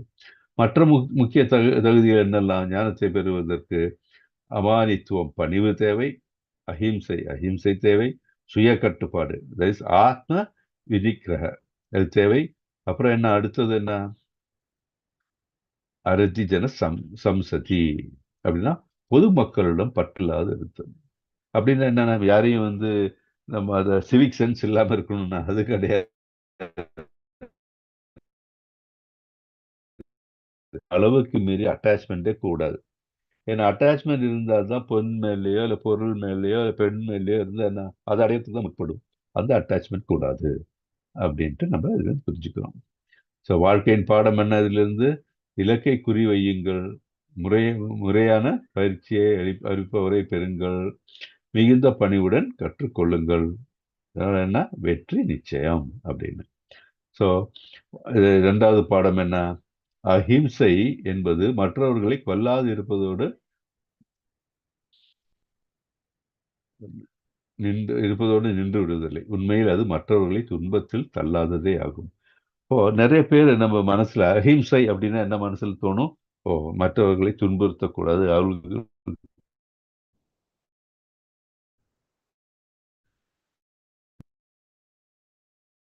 அப்படின்ட்டு. அஹிம்சைனா மெயினா தான் தோணும், மற்றவர்களுக்கு உடல் ரீதியாக துன்புறுத்தக்கூடாது அப்படின்ட்டு. அது மட்டுமல்ல, மன ரீதியாகவும் சரி, இல்ல மற்றவர்களுக்கு கவலை கொடுக்கறது இருந்தாலும் சரி, இதெல்லாம் அஹிம்சை தான். மற்றவர்களுக்கு ஏதாவது ரீதியில் உடலாலோ இல்லை மனதாலோ உள்ளத்தாலோ அவர்களுக்கு துன்பம் ஏற்பட்டால் அது அஹிம்சை தான். இப்போ நம்ம நிறைய இடத்துல பார்த்துருக்கோம், ஈவன் டிவோட்டீஸ் கூட பார்த்துருக்கோம். என்னன்னா, மற்றவர்கள் மேல கமெண்ட் பண்றது, இல்லை மற்றவர்களை பற்றி நம்ம குறைவாக போடுகிறது, குறையாக பேசுறது, இதெல்லாம் பார்த்தீங்கன்னா நல்லது கிடையாது. அதெல்லாம் அஹிம்சை தான். ஏன்னா ஒவ்வொருத்தரும் அவர்கள் செய்யக்கூடிய ஒரு காரியத்திற்கு ஒரு காரணம் இருந்திருக்கும். அந்த காரணம் நமக்கு தெரியாது. அதை நம்ம புரிஞ்சுக்காம நம்ம மற்றவர்கள் மேல ஒரு கமெண்ட் அடிக்கும் போதோ இல்லை மற்றவர்களை நம்ம இது பண்ணும்போது அவர்களுக்கு துன்பம் அடையும், துன்பத்தில் அவர்களை ஆழ்த்தி விடும். அது மட்டும் நம்மளும் அந்த மாதிரி செய்யும்போது நம்ம இந்த வைஷ்ணவ அபராதம் நம்ம செய்கிறோம். அந்த அபராதம் செய்யும்போது என்னது? அதோடைய பலனை நாம் அனுபவித்தே ஆக வேண்டும். அதனால என்ன பண்ணணும்? நம்ம அவர்களை ஒரு இது பண்ணும்போது அவரை ஹெல்ப் பண்ண முடியுமா? ஹெல்ப் பண்ணுங்க. இல்லைன்னா என்னன்னு புரிந்துகிட்டு அதற்கு ஏற்ற மாதிரி அந்த செயலை புரிந்து கொண்டு அதற்கு ஏற்ற மாதிரி அவர்களுக்கு நம்ம இந்த நம்மளால முடிஞ்சா அதுக்கு அவங்களை ஹெல்ப் பண்ணணும். இல்லைன்னா நம்ம ஒன்றும் பண்ணக்கூடாது. ஃபார் எக்ஸாம்பிள் சொல்றேன். இப்போ நம்ம இஸ்கான்ல இருக்கோம். நம்ம யாராவது மேலேயாச்சும் நமக்கு கோபமோ இல்லை நம்ம ஏதாச்சும் தகாத முறையில் நடந்து கொண்டா அதை நம்ம டைரக்டா அவங்ககிட்ட கேட்க வேண்டிய அவசியமே இல்லை. நம்ம அதை நம்மளுடைய சுப்பீரியர் அவங்ககிட்ட சொன்னோம்னா அவங்க அதை எப்படி அதை பத்தி முறையாக விசாரிக்க வேண்டுமோ விசாரித்து அவர்களுக்கு அது திருத்தறதுக்கு வழிவகுப்பார்கள். இது நம்ம சொன்னோம்னா என்ன ஆகும்னா, டைரக்டா அவர்கள் என்னன்னு அவர்களுடைய இது புரியாது நமக்கு. அவர்களுக்கு மற்றவர்களுக்கு அது அதனால துன்பம் வரும். ஸோ அதனால என்ன, நம்மளும் துன்பப்படுவோம். அது அபராதத்தில் சென்று அடைய முடியும். அப்படி பண்ணவே கூடாது. ஸோ அஹிம்சை என்றால் மற்றவர்களை துன்பத்தில் தள்ளாததே ஆகும். இது புரிஞ்சுக்கணும். ஓகே. அடுத்தது வாழ்க்கையின் பாடம் என்ன? சுய கட்டுப்பாட்டுக்கான எளிமையான சூத்திரம் என்ன? ஆன்மீக முன்னேற்றத்துக்கு தடை ஏற்படுத்தி எதையும் நிராகரிப்பது. சிம்பிள் இல்லையா? ரொம்ப பக்கம் அது. நம்ம சொல்லுவோம் இல்லையா, நம்ம இந்த முன்னாடி இருக்க சாப்டர்ஸ்ல பார்த்துருக்கோம். நம்ம செய்யக்கூடிய காரியங்கள் எப்படி இருக்கணும்? எந்த நிலையில் இருக்கணும்? அது விகர்மா இருக்கணுமா? கூடாது. கர்மா இருக்கணுமா? கர்மா செய்தால் கூட நமக்கு அதனால அந்த இந்த பலன் இருக்கிறதுனால நம்ம கட்டுண்ட நிலைக்கு வருவோம். நம்ம அதனால என்ன செய்யணும்? அகர்மா. நம்ம செய்யக்கூடிய செயல்கள்லாம் பகவானுக்காக செய்ய வேண்டும். அதனுடைய பலன்களை பகவானுக்கே நம்ம அளிக்க வேண்டும் அப்படின்னு படிச்சிருக்கோம் நம்ம. ஸோ இதுல கிளியரா சொல்லிட்டாங்க என்ன, தட் இஸ் ஆன்மீக முன்னேற்றத்துக்கு தடை செய்வதையும் செய்யக்கூடாது. தட் இஸ் பலனோர்க்க செயல்கள் ஈடுபடக்கூடாது, விகர்மா செய்யவே கூடாது. இதுதான் நமக்கு தட் இஸ் பகவானை சென்று அடையக்கூடிய சிம்பிள் ஃபார்முலா. ஸோ அப்போ அதுக்கு என்ன தேவை? சுய கட்டுப்பாடு. ஏன்னா நம்ம மனது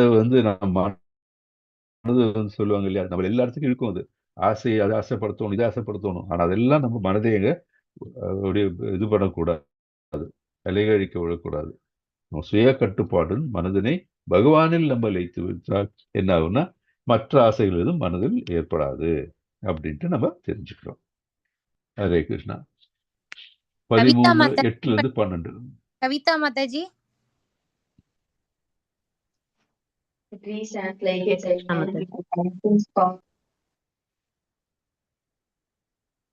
கவிதா மாதாஜி படிங்க. அமானித்வம் அதம்பித்வம் அகிம்சா சாந்திர் ஆர்ஜவம் ஆச்சாரியோ பாஷணம் சௌச்சம் ஸ்ரீதைரியம்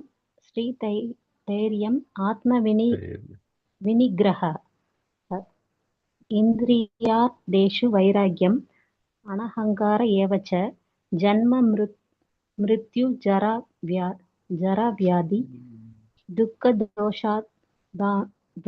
தோஷானு தர்ஷனம் அசக்திர் அனபிஸ்வங்கः புத்திரதார கிருஹாதிஷு நித்யம் சமசித்தத்வம் இஷ்டானி ஸ்தோபத்திஷு மயிஷானன்ய யோகேன பக்திர் அவ்யபிசாரிணி விவிக்த தேசசோவித்வம் அரதிர் ஜன சம்சதி அத்தியாத்ம ஞான நித்யத்வம் தத்துவ ஞானார்த்த தர்ஷனம் ஏதஸ்ஞானம் இதி ப்ரோக்தம் அஜ்ஞானம் யத்ததோ அன்யதா. அடக்கம், கர்வமின்மை, அகிம்சை, பொறுமை, எளிமை, அங்கீகரிக்கப்பட்ட ஆன்மீக குருவை அணுகுதல், தூய்மை, தளராமை, சுய கட்டுப்பாடு, புலனுக்கட்சி பொருள்களை துரத்தல், பொய் அகங்காரம் இல்லாதிருத்தல், பிறப்பு இறப்பு முதுமை நோய் ஆகியவற்றின் துன்பத்தினை கவனித்தல், குழந்தைகள் மனைவி வீடு மற்றும் இதர பந்தத்திலிருந்து விடுபட்டு இருத்தல், விருப்பு வெறுப்புகளில் சமநிலை, என் மீதான நித்தியமான களங்கமற்ற பக்தி, தனிமையான இடங்களில் வாழ விரும்புதல், பொதுமக்களிடமிருந்து விலகி இருத்தல், ஆத்ம ஞானத்தின் முக்கியத்துவத்தை ஏற்றல், பரம சத்தியத்தை அறிவதற்காக தத்துவ ஆய்வு, இவை அனைத்தும் நான் ஞானமாக அறிவிக்கின்றேன், இவற்றை தவிர மற்றவை அனைத்தும் அறியாமையே ஆகும். ஹரே கிருஷ்ணா பிரபுஜி. ஹரே கிருஷ்ணா. ரொம்ப கிளியரா சொல்லிட்டார். 32 பாயிண்ட் இருக்கு இதுல. என்ன சொல்ற, எதெல்லாம் அறிவு அப்படின்னு சொல்றாரு. மற்றது இதை தவிர பாக்கி எல்லாம் அறியாமை. ஸோ நம்ம இதை ரெடி ரெக்கனர் மாதிரி வச்சுக்கலாம்.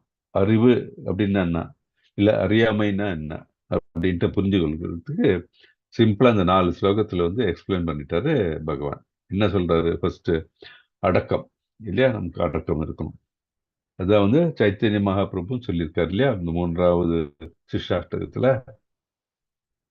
ஸோ அடக்கம், கர்வம் இருக்கக்கூடாது, அஹிம்சை, இப்பதான் அஹிம்சை என்னன்னு பார்த்தோம், பொறுமை, எளிமை, சிம்பிளிசிட்டி இல்லையா, அங்கீகரிக்கப்பட்ட ஆன்மீக குருவை அணுகுதல், டிசிப்ளிக் சக்சஷன் வர குருவை நம்ம அணுக வேண்டும். அதனால்தான் எல்லாரும் இப்போ நீங்க செகண்ட் இப்போ லெவல் 2 இருக்கீங்க, லெவல் 3 முடிச்சு பக்தி வைபவம் முடிச்சு எல்லாரும் அதுக்குள்ள தீட்சை எடுக்க முடிஞ்சது நல்லது. அது அப்போ உங்களுக்கு ஒரு ஆன்மீக குருவுடைய இது உங்களுக்கு சாமீபியம் உங்களுக்கு உண்டாகும். அதே மாதிரி தூய்மை, சௌச்சம் ரொம்ப முக்கியம். இந்த காலத்துல பாத்தீங்கன்னா முன்னெல்லாம் காலையில் எந்திரிச்சு எல்லாரும் குளிச்சுதான் எல்லாம் பண்ணுவாங்க. இந்த காலத்துல நடக்கிறது இல்லை. ஆனால் பக்தர்களாகிய நாம் அதை நம்ம கண்டிப்பாக நம்மளுடைய வாழ்க்கையில் கடைபிடிக்க வேண்டும். தூய்மையினா இந்த உடல் மட்டும் கிடையாது, மனதும் தூய்மையாக இருக்கும். மனதில் எந்த களங்கமும் இருக்கக்கூடாது, ஹேட்ரட் இருக்கக்கூடாது, மற்றவர்கள் மேல கோவப்படுகிறதோ அதெல்லாம் இருக்கக்கூடாது. No hatred. தளராமை, ஸோ ஏதாவது நம்ம மனது இப்போ ஈக்குவலா இருக்கணும், ஈக்குவலிபிரியத்தில் இருக்கணும், தளரக்கூடாது. நல்லது நடக்கும்போது சந்தோஷமும், நல்லது நடக்கலைன்னா தளர்ந்து போயிருக்கக்கூடாது. ஸோ தளராமை இருக்கணும். சுய கட்டுப்பாடு, இப்போதான் பார்த்தோம், நம்ம சுய கட்டுப்பாடோடு இருக்கணும். நம்ம புலனுகர்ச்சி பொருள்களை துரத்தல். எப்படி நம்ம சுய கட்டுப்பாடோடு இருக்க முடியும், புலநோக்கு செயல்களை செய்யாம இருக்க வேண்டும். ஸோ புலனுகர்ச்சி பொருள்களை துறக்கும் பொழுது என்ன ஆகுது, பகவானில் அதுக்கு பதிலாக புலன்களை ஈடுபடுத்தினால் ஆட்டோமேட்டிக்கா புலனுகர்ச்சி பொருள்கள் நம்ம துறந்து விடுவோம். ஸோ பொய் அகங்காரம், எனக்கு அது வேணும், நான் தான் பெரியவன் அப்படி இப்படின்னு நினைச்சா அதை விட இது அர்த்தமின்மை எதுவும் கிடையாது, அறிவின்மை எதுவும் கிடையாது. பொய் அகங்காரம் இல்லாதிருத்தல், பிறப்பு இறப்பு முதுமை நோய் ஆகியவற்றின் துன்பத்தினை கவனித்தல். ஸோ நம்ம சொல்றோம் இல்லையா, பிறப்பு இறப்பு முதுமை நோய், ஜன்ம மிருத்யு ஜராவியாதி, இது 4ம் கண்டிப்பாக ஒருத்தருக்கு துன்பம் தர வேண்டியதுதான். ஆனால் இதை நம்ம நம்மளுடைய இந்த பாடிலி பிளாட்ஃபார்ம்ல இருந்து வச்சுக்கோங்க. நம்ம பார்த்தோம் இல்லையா, அன்னமய பிராணமய அதே மாதிரி மனோமயா இருக்கிற அந்த நிலையில் இருக்கும்போது நம்மளது பாதிக்கப்படலாம். ஆனா அதையெல்லாம் தாண்டி நம்ம பகவானில், நம்மளுடைய புத்தியினால் பகவானில் நம்ம ஈடுபட ஆரம்பித்து விட்டோம் என்றால் இது இந்த 3 வகையான இந்த மிசரிஸ்ல இருந்து நம்மளை காப்பாற்று. 3 வகையான மிசரி என்னன்னு தெரியுமா? 3 வகையான அதி ஆத்மீக, அதி பௌதீக, அதி தெய்வீக. Very good, Hare Krishna. அதுதான் முக்கியம். ஸோ நம்ம இந்த பிரபுஜி சொல்லுங்க, அதுல 3ல என்ன அதோடைய எக்ஸ்பிளனேஷன் சொல்ல முடியுமா? அதி பௌத்திகன்னா என்ன, அதி அதி ஆத்மீகங்கிறது நமக்கு நாமே நம்மளோட மனம் புத்தி இந்த இதனால நமக்கு ஏற்படுத்துகிற துன்பங்கள். அதிபௌதீகங்கிறது பிற ஜீவராசிகள் மூலமாக நமக்கு ஏற்படுற துன்பங்கள். அதிதெய்வீகங்கிறது இயற்கை சீற்றங்களால நமக்கு ஏற்படுறது. பிரபு ஹரே கிருஷ்ணா. ஹரே கிருஷ்ணா. தேங்க்யூ பிரபுஜி. ஹரே கிருஷ்ணா. ஸோ இதெல்லாம் நம்ம வந்து ஆனால் பக்தியில் நம்ம ஈடுபட்டு இதை பற்றி புரிஞ்சுக்கிட்டு இதெல்லாம் வந்து அன்கண்ட்ரோலபிள் இல்லையா? ஸோ நம்ம கண்ட்ரோலபிள்னா நம்ம வந்து பக்தியில் ஈடுபட்டோம்னா எந்த விதமான துக்கங்கள் ஏதாச்சும் ஏற்பட்டால் கூட நம்மளை அதை பாதிக்காது. அது அறிவு. இல்லை இந்த 4 வகையான துக்கங்கள் வரும்போது இல்லை ஐயோ போய் அப்படின்னு சொல்லி அதிலே நம்ம வந்து மூழ்கினா என்ன ஆகும்? முன்னேற முடியாது. அது அறிவின்மை அப்படின்ட்டு. அதே மாதிரி குழந்தைகள், மனைவி, வீடு மற்றும் இதர பந்தத்திலிருந்து விடுபட்டு இருத்தல் இல்லையா? பற்று விடுபட்டுனா வெள்ளம் நாளைக்கு துறவியோட போகிறது, அது அர்த்தம் இல்லை. That is unnecessary attachment. ரொம்ப அட்டாச்மெண்ட் இருக்கக்கூடாது. ரொம்ப அட்டாச்மெண்ட் இருக்கும்போது என்ன ஆகும்னா நம்ம அதே மனதில் கொண்டு நம்ம செயல்கள் எல்லாம் அதில் சேர்ந்து விடும். நம்ம கடமைகளை செய்ய வேண்டும். ஆனால் ரொம்ப அட்டாச்மெண்ட் இதில் இருக்கணும், பகவானோடு தான் நம்ம இருக்க வேண்டும் அப்படின்ட்டு நம்ம புரிஞ்சுக்கணும். விருப்பு வெறுப்பு சமநிலை, அதான் நம்ம சொன்ன ஒரு நேரம். தட் இஸ் விருப்பு வெறுப்புலேருந்து சமநிலை இருக்கணும். என் மீதான நித்தியமான களங்கமற்ற பக்தி, அனன்ய பக்தி, களங்கமற்ற பக்தி. பகவான் தான் எல்லாம் மனதுக்குள்ள பகவான் நிறைந்திருக்க வேண்டும். தனிமையான இடங்களில் வாழ விரும்புதல். ஸோ தனிமையான இடங்களில் வாழ விரும்புதல் எப்படி அப்படின்னு என்ன நினைக்கிறீங்க? தனிமையான இடங்களிலிருந்து வாழ விரும்புதல், பொதுமக்களிடம் இருந்து விலகி இருத்தல் அப்படின்னு என்ன? முன்னெல்லாம் பார்த்தீங்கன்னா எல்லாரும் வந்து பக்தி தொண்டு செய்யறதுக்கு தனிமையான இடங்களில் சென்று வாழ பார்ப்பாங்க இல்லையா? ஸோ இப்போ இருக்கிற காலகட்டத்துக்கு தனிமையான இடம் எங்கே கிடைக்க போகுது? எங்கேயும் கிடைக்க, எல்லா இடத்துலையும் வந்து இந்த பௌதிக நிலை இருக்கிறது தான். ஸோ தனிமையான இடம் அப்படின்னு சொன்னா என்னன்னா நம்ம வந்து மனதினை, தனிமையான இடம் என்ன, நம்ம சுற்றி இருக்கிறது வந்து இந்த நாய்ஸ்ன்னு சொல்லுவாங்க இல்லையா? தட் இஸ் இந்த மனது தேவையில்லாத இந்த பௌதிகத்தில் நம்ம அட்ராக்ட் பண்ணக்கூடிய விஷயங்கள், டிவி பார்க்கறது, இல்லை நம்ம இந்த தேவையில்லாத இந்த இதெல்லாம் படிக்கிறது, அந்த மாதிரி எல்லாம் இருக்கு இல்லையா? தேவையில்லாமல் மொபைலில் வந்து டைம் ஸ்பெண்ட் பண்ணுறது, இதெல்லாம் வந்து பார்த்தீங்கன்னா இந்த காலத்தில் நம்ம டிஸ்ட்ராக்ட் பண்ணுறது தான். இதெல்லாம் நம்ம எதுக்காக யூஸ் பண்ணணும்? இதெல்லாம் வந்து பகவானுக்காக. நம்ம வந்து இந்த பகவானை பற்றி பேசுறதுக்கு, பகவானை பற்றி கேட்கறதுக்கு இதெல்லாம் பண்ணோம்னா தட் இஸ் ஃபைன். ஸோ அது நம்ம தனிமையான இடம், பகவானுக்கு நம்ம வந்து உறவு கொள்ளக்கூடிய இடத்தை, நம்ம ஸ்பேஸை நம்ம கிரியேட் பண்ணோம். அதை விட்டு நம்ம இருக்கிற ஸ்பேஸ் எல்லாம் வந்து பௌதிகத்துக்கு நம்ம ஈடுபடுறதுக்கு கிரியேட் பண்ணோம்னா அது தகுந்தது கிடையாது. அதே மாதிரி பொதுமக்களிடம் இது விலகி இருத்தல் அப்படின்னு, நாளைக்கு நான் ஆஃபீஸில் போனால் பொதுமக்களிடம் இருக்க நான் போக மாட்டேன் அப்படின்னு சொல்லக்கூடாது. அது என்ன அப்படின்னா என்ன, தட் இஸ் நம்ம வந்து வெளியே செல்லும்போது நம்ம கிராம கதை பேசக்கூடாது, கிருஷ்ண கதை பேசலாம் இல்லையா? கிருஷ்ணரை பற்றி பேசலாம். இல்லை நம்ம வேலைக்கு செய்வோம், வேலைக்கு இருக்கிற அந்த மட்டும்தான். மற்றதெல்லாம் நம்ம பேசக்கூடாது. தேவையற்றதெல்லாம் நம்ம பேசவே கூடாது. அதெல்லாம் நம்ம என்ன இந்த இதில் படிப்பீங்க, தட் இஸ் நம்ம நெக்டர் ஆஃப் டிவோஷன் வரும்போது, தட் இஸ் வாச்சோ வேகம் அப்படின்னு நம்ம என்ன பேசுறது எல்லாம் நம்ம ரொம்ப எல்லாம் கண்ட்ரோல் பண்ணணும். நம்ம அதை விட்டு நம்ம கிராம கதை, தட் இஸ் நாட்டில் என்ன நடக்குது அப்படி இப்படின்னு சொல்லி பேசணும். அதெல்லாம் வேஸ்ட். அதனால் எந்த பிரயோஜனம் கிடைக்க போகுது? நம்மளால் இன்னும் மாற்றவும் முடியாது இல்லையா? அதெல்லாம் வேஸ்ட். அது நம்ம இதாக்கணும். அது மட்டும் இல்லாமல் பொதுமக்கள்னு சொல்லும்போது ஏத்திஸ், கடவுள் இல்லைன்னு சொல்லி அந்த மாதிரி ஆளுங்க, இல்லை கடவுள் பக்தியே இல்லாதவர்கள், அவங்களோட இருக்கும்போது என்ன ஆகுது? நம்மளுடைய பக்தியும் கூட டைல்யூட் ஆகும். நம்ம மனது வந்து கொஞ்சம் அப்படியே சஞ்சலப்பட்டா நம்மளுடைய பக்தியும் வந்து டைல்யூட் ஆகும். ஸோ அந்த மாதிரி இடத்துல நம்ம இருக்கவும் கூடாது, அந்த மாதிரி ஆட்களோட நம்ம சேர்க்கையும் வச்சுக்க கூடாது அப்படின்ட்டு நம்ம வந்து சொல்றது. ஸோ பொதுமக்கள் விலகியது. ஆத்ம ஞானத்தின் முக்கியத்துவத்தை ஏற்றல், பரம சத்தியத்தை அறிவதற்கான தத்துவ ஆய்வு, இவை அனைத்தையும் நான் ஞானமாக அறிவிக்கிறேன். ஸோ இந்த எல்லாம் தான் ஞானம். மற்றவை இதில் இல்லாத எல்லாம் வந்து என்ன? அஞ்ஞானம். ஸோ இதெல்லாம் அறியாமை தான் ஆகும் அப்படின்ட்டு பகவான் ஒரே போட்டார். மற்ற எல்லாம் அறியாமை. ஸோ அதெல்லாம் நம்ம பின்பற்றக்கூடாது அப்படின்னு பகவான் கிளியராக சொல்லிட்டார். அதுதான் நம்ம இப்போ இங்கே சொல்லியிருக்காங்க. அடக்கம் என்றால் பிறரால் மதிக்கப்படுவதில் திருப்தி அடைய ஒருவன் ஆவலாக இருக்கக்கூடாது. அஹிம்சை என்றால் துன்பத்துக்கு உள்ளாக்கக்கூடாது மற்றவர்களை. பொறுமை என்றால் மற்றவர்களுடன் அவமரியாதையும் நிந்தனையும் தாங்கிக் கொள்ள பயிற்சி செய்ய இருக்க வேண்டும், எளிமையாக இருக்க வேண்டும், கவனமின்றி இருக்க வேண்டும், எதிர்பார்ப்புகள் எதுவும் இல்லாமல் இருக்க வேண்டும். ஸோ நம்ம பார்த்த பாயிண்ட்ஸ் அதெல்லாம். ஸோ ஞானத்தின் வழிமுறையை பகவான் களப்பற்ற பக்தி தொண்டு, அந்நிய பக்தி, இது தொண்டு செய்வதில் முற்று பெறுகிறது. எனவே பகவானுடைய தெய்வீக தொண்டை அடையாவிடில் அவரை அடைய முடியாவிடில் இதுல 19 விஷயங்களுக்கு எவ்வித மதிப்பும் இல்லை. ஆனால் பூர்ண கிருஷ்ண உணர்வுடன் ஒருவன் பக்தி தொண்டை ஏற்றால் இதர 19 விஷயங்களும் தாமாகவே அவனு வளர்ச்சி பெறும் இல்லையா? இதெல்லாம் நம்ம இந்த இதெல்லாம் நம்ம செய்யணும் சொல்லியிருக்காரு, இதெல்லாம் செய்யக்கூடாதுன்னு நம்ம தெரிஞ்சிருக்கோம் இருக்கும். அந்த நிலையை நாம் புரிந்து கொண்டு அதற்கேற்ப நடந்தால் என்னாகும், நம்ம பக்தியில் நாம் முன்னேற முடியும், ஆட்டோமேட்டிக்காக முன்னேற முடியும் இல்லையா? நமக்கு சுய கட்டுப்பாடு இருந்தால் என்னாகும், நம்ம இதெல்லாம் பார்க்க மாட்டோம், புல இன்பத்தில் ஈடுபட மாட்டோம் இல்லையா? அஹிம்சை தான் நம்ம இருப்போம். அந்த நிலையை நீங்கள் சொல்லியிருக்கிற எல்லா நிலையும் ஆட்டோமேட்டிக்காக நமக்கு நிகழும் அப்படின்னு நமக்கு தெரிகிறது. ஸோ அங்கீகாரம் பெற்றா இது ரொம்ப முக்கியம். இதுதான் அங்கீகாரம் பெற்ற ஆன்மீக குருவை இருக்க வேண்டும் அப்படின்ட்டு. ஓகே, ஸோ டைம் ஆச்சு இன்னைக்கு. இந்த ஒரு பதம் கூட பார்க்கலாம், இல்ல 2 பதம் பார்த்து முடிச்சோம், இன்னொரு 10 மினிட்ஸ்ல முடிச்சிடலாம். படிங்க மாதாஜி. ஹரே கிருஷ்ண பிரபுஜி. ஹரே கிருஷ்ண மாதாஜி. ஞேயம் யத்ர வக்ஷ்யாமி யஜ்ஞாத்வாம்ருதம் அஷ்ணுதே அநாதி மத்பரம் பிரம்ம நசத்தநாசத் உச்சதே.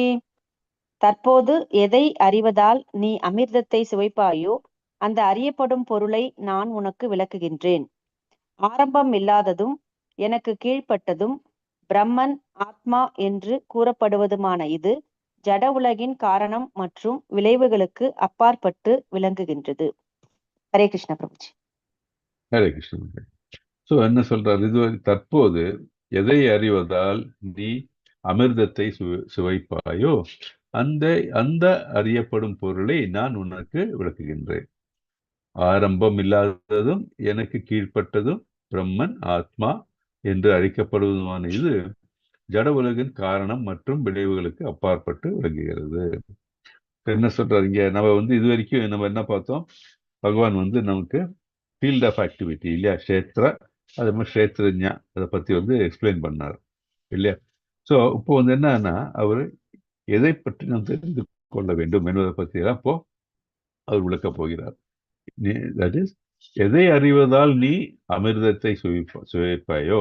அமிர்தம் என்னன்னா நம்ம இந்த இலக்கினை சென்று அடையக்கூடிய செயல்கள் இல்லையா, அதனால் செய்யக்கூடிய இந்த ஹாப்பினஸ், நமக்கு எதெல்லாம் நமக்கு செய்ய வேண்டும் அதை அந்த பொருளை நான் உனக்கு விளக்குகிறேன் அப்படின்றார்.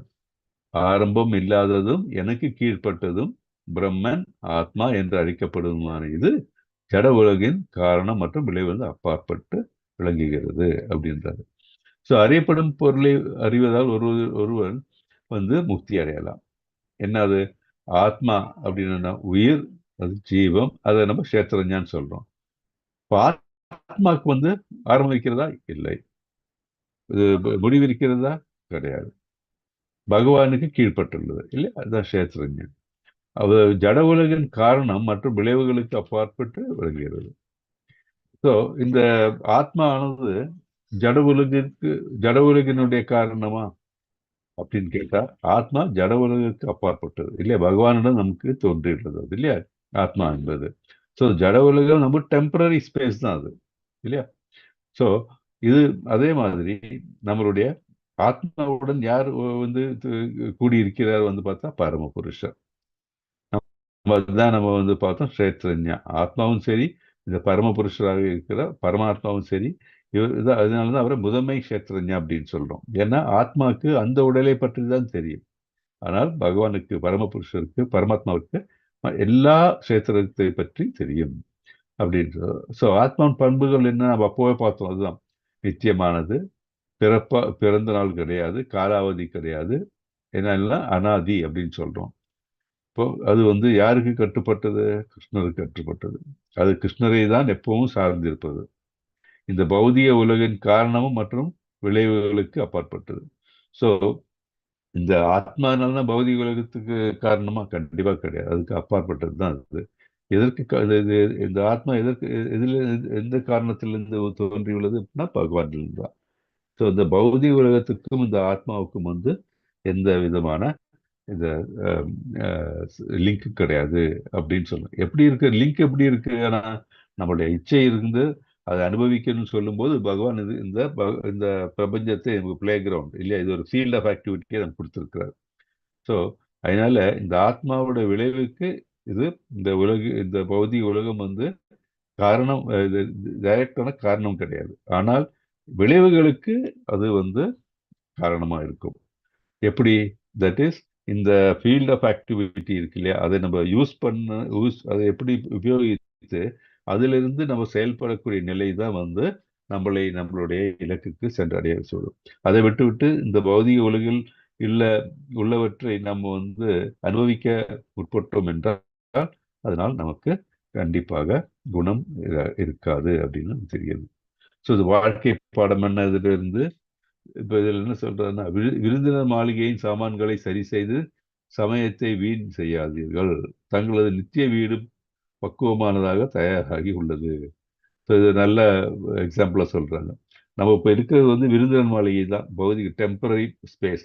இதை வந்து நம்ம வந்து அது நான் செய்யறேன், இங்கே அது நான் செய்யறேன், பெரிய வீடு கட்ட போறேன், அப்படி இருக்க போறேன், இப்படி போறேன்னு அது வந்து பிரயோஜனம் உண்டா? கிடையாது. ஏன்னா நம்மளோட நிச்சயமான வீடு எங்க? பகவானிடம் இல்லையா, கிருஷ்ணலோகத்தில். ஸோ அதனால நம்ம அங்க செல்றதுக்கு வழியை பார்க்கணுமே தவிர இங்க பௌதிக லோகத்துல நம்ம வந்து என்ன செய்யணும், அங்கே நான் சந்தோஷமா இருக்கணும்னு சொல்லி செய்யக்கூடிய செயல்கள் எல்லாம் வந்து பிரயோஜனம் இல்லாதது. வீடு திரும்பும் பயணத்தை மட்டும் நீங்கள் ஆரம்பியுங்கள், எப்படி பக்தி தோன்றினால் அப்படின்ட்டு நம்ம இதுல இருந்து புரிஞ்சுக்கிறோம். ஸோ 14 18 வரை பரமாத்மாவின் குணங்கள், அது நம்ம அடுத்த செஷன்ல நம்ம பார்க்கலாம். ஓகே, இது வரைக்கும் நம்ம பார்த்ததுல ஏதாச்சும் டவுட், ஏதாச்சும் ஷேர் பண்ண விரும்புறீங்களா?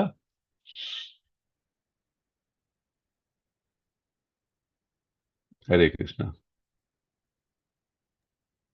ஹரே கிருஷ்ணா பிரபுஜி. பிரபுஜி, பரபிரம்மம் எங்கும் வியாபித்திருப்பவர், பரமாத்மா எல்லோர் இதயத்திலும் இருப்பவர் பகவான். பிரபுஜி, பகவானுடைய பகவான் தான் ரெண்டும்.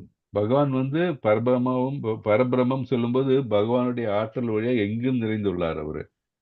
அதே மாதிரி பரமாத்மான்னு சொல்லும்போது அவர் வந்து நம்ம மனதுக்குள்ளும் வீட்டிருக்கின்றார். இது பார்க்கும்போது இப்ப நமக்கு உங்களுக்கு இந்த தோற்றம் அப்படி பாகவதம் படிக்கும்போது இன்னும் உங்களுக்கு டீட்டெயிலா உங்களுக்கு இது விளங்கும். ஸோ கிரியேஷன்ல பார்த்தீங்கன்னா பகவான் வந்து முதல்ல பலராமராரு, அதுக்கப்புறம் வந்து சங்கர்ஷ்ணர், வாசுதேவர் அப்படின்னு இந்த 4 இதாக வராரு. அப்புறம் சங்கர்ஷன் வந்து விருவாங்கத்திலிருந்து மீண்டும் செகண்ட் இது விவாகங்கள் வருகிறது. அதிலிருந்து நம்ம வந்து காரணோதக்ஷாயி, தட் இஸ் இதுல வந்து அவதாரம் கூட சொல்லுவாங்க இல்லையா, இதுல வந்து பகவான் வந்து காரணோதக்ஷாயி விஷ்ணுவா அவதரித்து இந்த அண்டங்களை உருவாக்குகின்றார். நான் ரொம்ப டீட்டெயிலா போல, ஏன்னா நம்ம அதை படிக்கும்போது பார்க்கலாம் அப்படின்ட்டு. ஸோ காரணோதக்ஷாயி விஷ்ணு யாருன்னு பார்த்தா மகாவிஷ்ணு அப்படின்னு சொல்றோம். யாரு? கிருஷ்ணனுடைய விரிவாங்கம் தான் மகாவிஷ்ணு. அவரிலிருந்து வந்து அண்டங்கள் உண்டாகின்றன. இந்த ஒவ்வொரு அண்டங்களுக்குள்ளும் பகவான் மீண்டும் விரிவாங்கமாக வந்து கர்ப்போதக்ஷாயி விஷ்ணுவாக தோன்றுகிறார். இப்ப கர்ப்போதக்ஷாயி விஷ்ணுவிலிருந்து அவருடைய தொப்புள் கொடியிலிருந்து பிரம்மா தோன்றுகின்றார். ஓகே, பிரம்மா அப்புறம் இந்த தோன்றிட்டு என்ன ஆகுதுன்னா, பிரம்மா வந்து பிரம்மாவிலிருந்து அவர் நிறைய உயிர்வாழிகளை தோன்றுவிக்கிறார். ஓகே, அந்த உயிர்வாழிகள் தோன்றும் பொழுது அந்த சீரதக்ஷாயி விஷ்ணு வந்து பரமாத்மாவாக எல்லா உயிர்வாழிகளுக்குள்ளும் செல்கிறார். ஸோ பகவான் விரிவாங்கங்கள் தான். Hare Krishna. Thank you Prabhuji. Hare Krishna. Hare Krishna. So as his expansion வந்து in every human, in every living being, அவரோட எக்ஸ்பேன்ஷனாக. ஸோ டைரக்டாவே அவர் நம்ம வந்து மனிதர்கள் மாதிரி அவரை இடப்படக்கூடாது. நம்ம தான் வந்து இப்போ இந்த ஒரு மோகன்தாசன் ஒரு இடத்துல தான் இருக்க முடியும், ஒரே இடத்துல தான். பகவான் வந்து ஈ கேன் எக்ஸ்பேண்ட். அவர் வந்து அவர் பல விதமாக அவதரிக்கலாம் அவரு. ஸோ அந்த மாதிரி ஒவ்வொரு அவதாரம் அந்த எடுத்துட்டு அந்த எக்ஸ்பேன்ஷன் சீரதக்ஷாயி விஷ்ணு வர்றாரு. சீரதக்ஷாயி விஷ்ணு வந்து பரமாத்மாவாக எல்லா உயிர் வழிகளுக்குள்ளும் எல்லா இந்த பிரபஞ்சத்தில் உள்ள எல்லாவற்றிலும் அவர் வீட்டிருக்கின்றார். அப்படி ஸோ நம்மளுடைய இது மாதிரி நம்ம பார்க்கணும். we are all single. Okay, பகவான் வந்து எக்ஸ்பான்சிவ். ஸோ அதுக்கு வந்து நம்ம அளக்க முடியாது. கிளியர் மாதாஜி? ஹரே கிருஷ்ண மாதாஜி. ஹரே கிருஷ்ண பிரபுஜி. ஹரே கிருஷ்ண. சொல். ஹரே கிருஷ்ணா. ஹரே கிருஷ்ணா பிரபு. ஹரே கிருஷ்ணா பிரபுஜி. பிரபு, இந்த விரிவங்கம்னு சொல்லும்போது அதுல இப்ப நீங்க சொன்னது வந்து இந்த புருஷ அவதாரங்களா இப்படி விரிவங்கம் வருது. எக்ஸாக்ட்லி. ரெண்டாவது விரிவங்கம்னு பார்க்கும்போது அந்த 16,000 மனைவிகளுக்கு கிருஷ்ணர் ஒவ்வொருத்தர் கூடயும் இருந்தாருன்னு அப்படி ஒரு விரிவங்கம் வருது. ஆமா. மூணாவது விரிவங்கம்னு பார்க்கும்போது இந்த பிரம்ம விமோகன இதுல வந்துட்டு கிருஷ்ணர் தன்னையே கோபர்களாகவும் பசுமாடுகளாகவும், இந்த விரிவங்கள்ல என்ன டிஃபரெண்ட் பிரபு? ஹரே கிருஷ்ணா. இது வந்து எப்படின்னா அதெல்லாம் வந்து ஒரே தான், டிஃப்ரென்ஸ் ஒண்ணுமே கிடையாது. எப்படின்னா பகவானுக்கு 2 சக்தி இருக்கு. அந்தரங்க சக்தி, அது பகிரங்க சக்தி. அதே மாதிரி ததா சக்தி அப்படி சொல்றது மனிதர்களும் ததாக சக்தி. ஏன்னா நம்ம எல்லாம் பார்த்தா அந்தரங்க சக்தியிலிருந்து தான் தோன்றினால் கூட நம்ம வந்து இந்த ஜட உலகத்தில் பிறக்கும் பொழுது இந்த மகாமாயனுடைய நம்ம இந்த நம்மளை வந்து மகாமாயா அண்ட முடியும். அதனாலதான் நம்ம வந்து இந்த ததா சக்தின்னு சொல்றோம் நம்ம. ஸோ அது நம்ம செப்பரேட்டா டிஸ்கஸ் பண்ணலாம். இப்போ இது வந்து இந்த அந்தரங்க சக்தின்னு சொல்றோம் இல்லையா, யோக மாயா. இந்த அந்தரங்க சக்தினால வந்து பகவான் வந்து எல்லா இடத்துலையும் வந்து he can be present. இப்போ வந்து இது சைமல்டேனியஸா நம்ம தான் சொல்றோம். பகவானை கூப்பிட்டு நான் இப்போ ப்ரே பண்ணி, பகவானே எனக்கு வந்து என்னை ஹெல்ப் பண்ணுங்க, எனக்கு என்னை காப்பாற்ற வேண்டும் சொல்லும்போது பகவான் என்ன வந்து காப்பாற்றுறாருன்னா, பகவான் அந்த இடத்த விட்டு நேரம் இங்கே வர்றது கிடையாது. ஸோ இட்ஸ் என்ன அவருடைய ஆற்றல் வழியாக இஸ் பிரசன்ட் எவ்ரிவேர். ஸோ அந்த 16,000 மனைவிகள் இருக்கும்பொழுது என்ன அவருடைய அந்த சக்தியினால், அந்தரங்க சக்தியினால அவர் எல்லாருக்கும் எல்லார் முன்னாடியும் வந்து அவர் அங்கங்கு தோன்றுகின்றார்.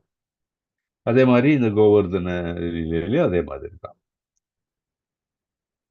Got it Prabhu? ஓகே பிரபு. அவரு எல்லாத்துலயுமே அந்தரங்க சக்தி மூலமா தான் வர்றாரு. அதான் அவதாரம்னாவே அந்தரங்க சக்தியிலும் தான். Okay bro. ஓகே, பகிரங்க சக்தி இது வரும்போது என்னன்னா நம்ம இந்த பௌதிக உலகத்துல வந்து இந்த மாயைன்னு சொல்றோம் இல்லையா, இந்த பௌதிக தான் வந்து பகிரங்க சக்தி. ஓகே,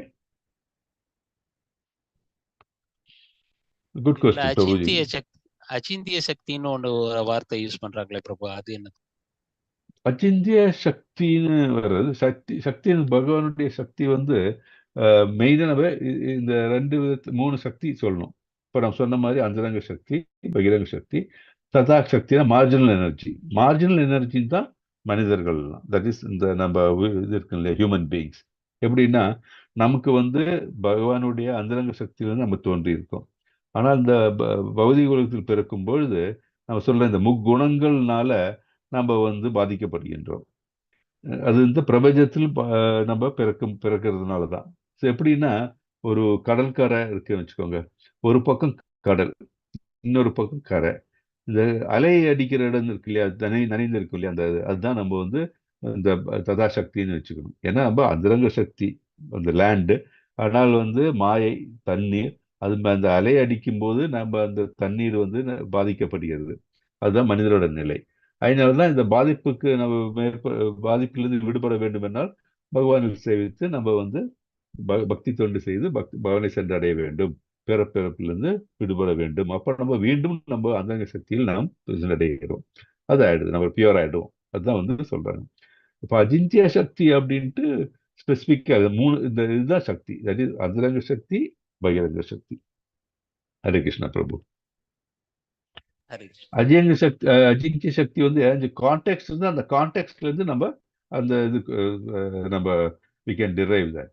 நீங்க கான்டெக்ட் சொன்னீங்கன்னா அஜிங்கிய சக்தி என்னன்னு நம்ம எக்ஸ்பிளைன் பண்ண முடியும். டக்குன்னு மைண்ட்ல வரப்போ நாளைக்கு வேணா நாளைக்கு சொல்லுங்க பிரபு, நம்ம we can discuss that. No problem. Good questions Prabhu.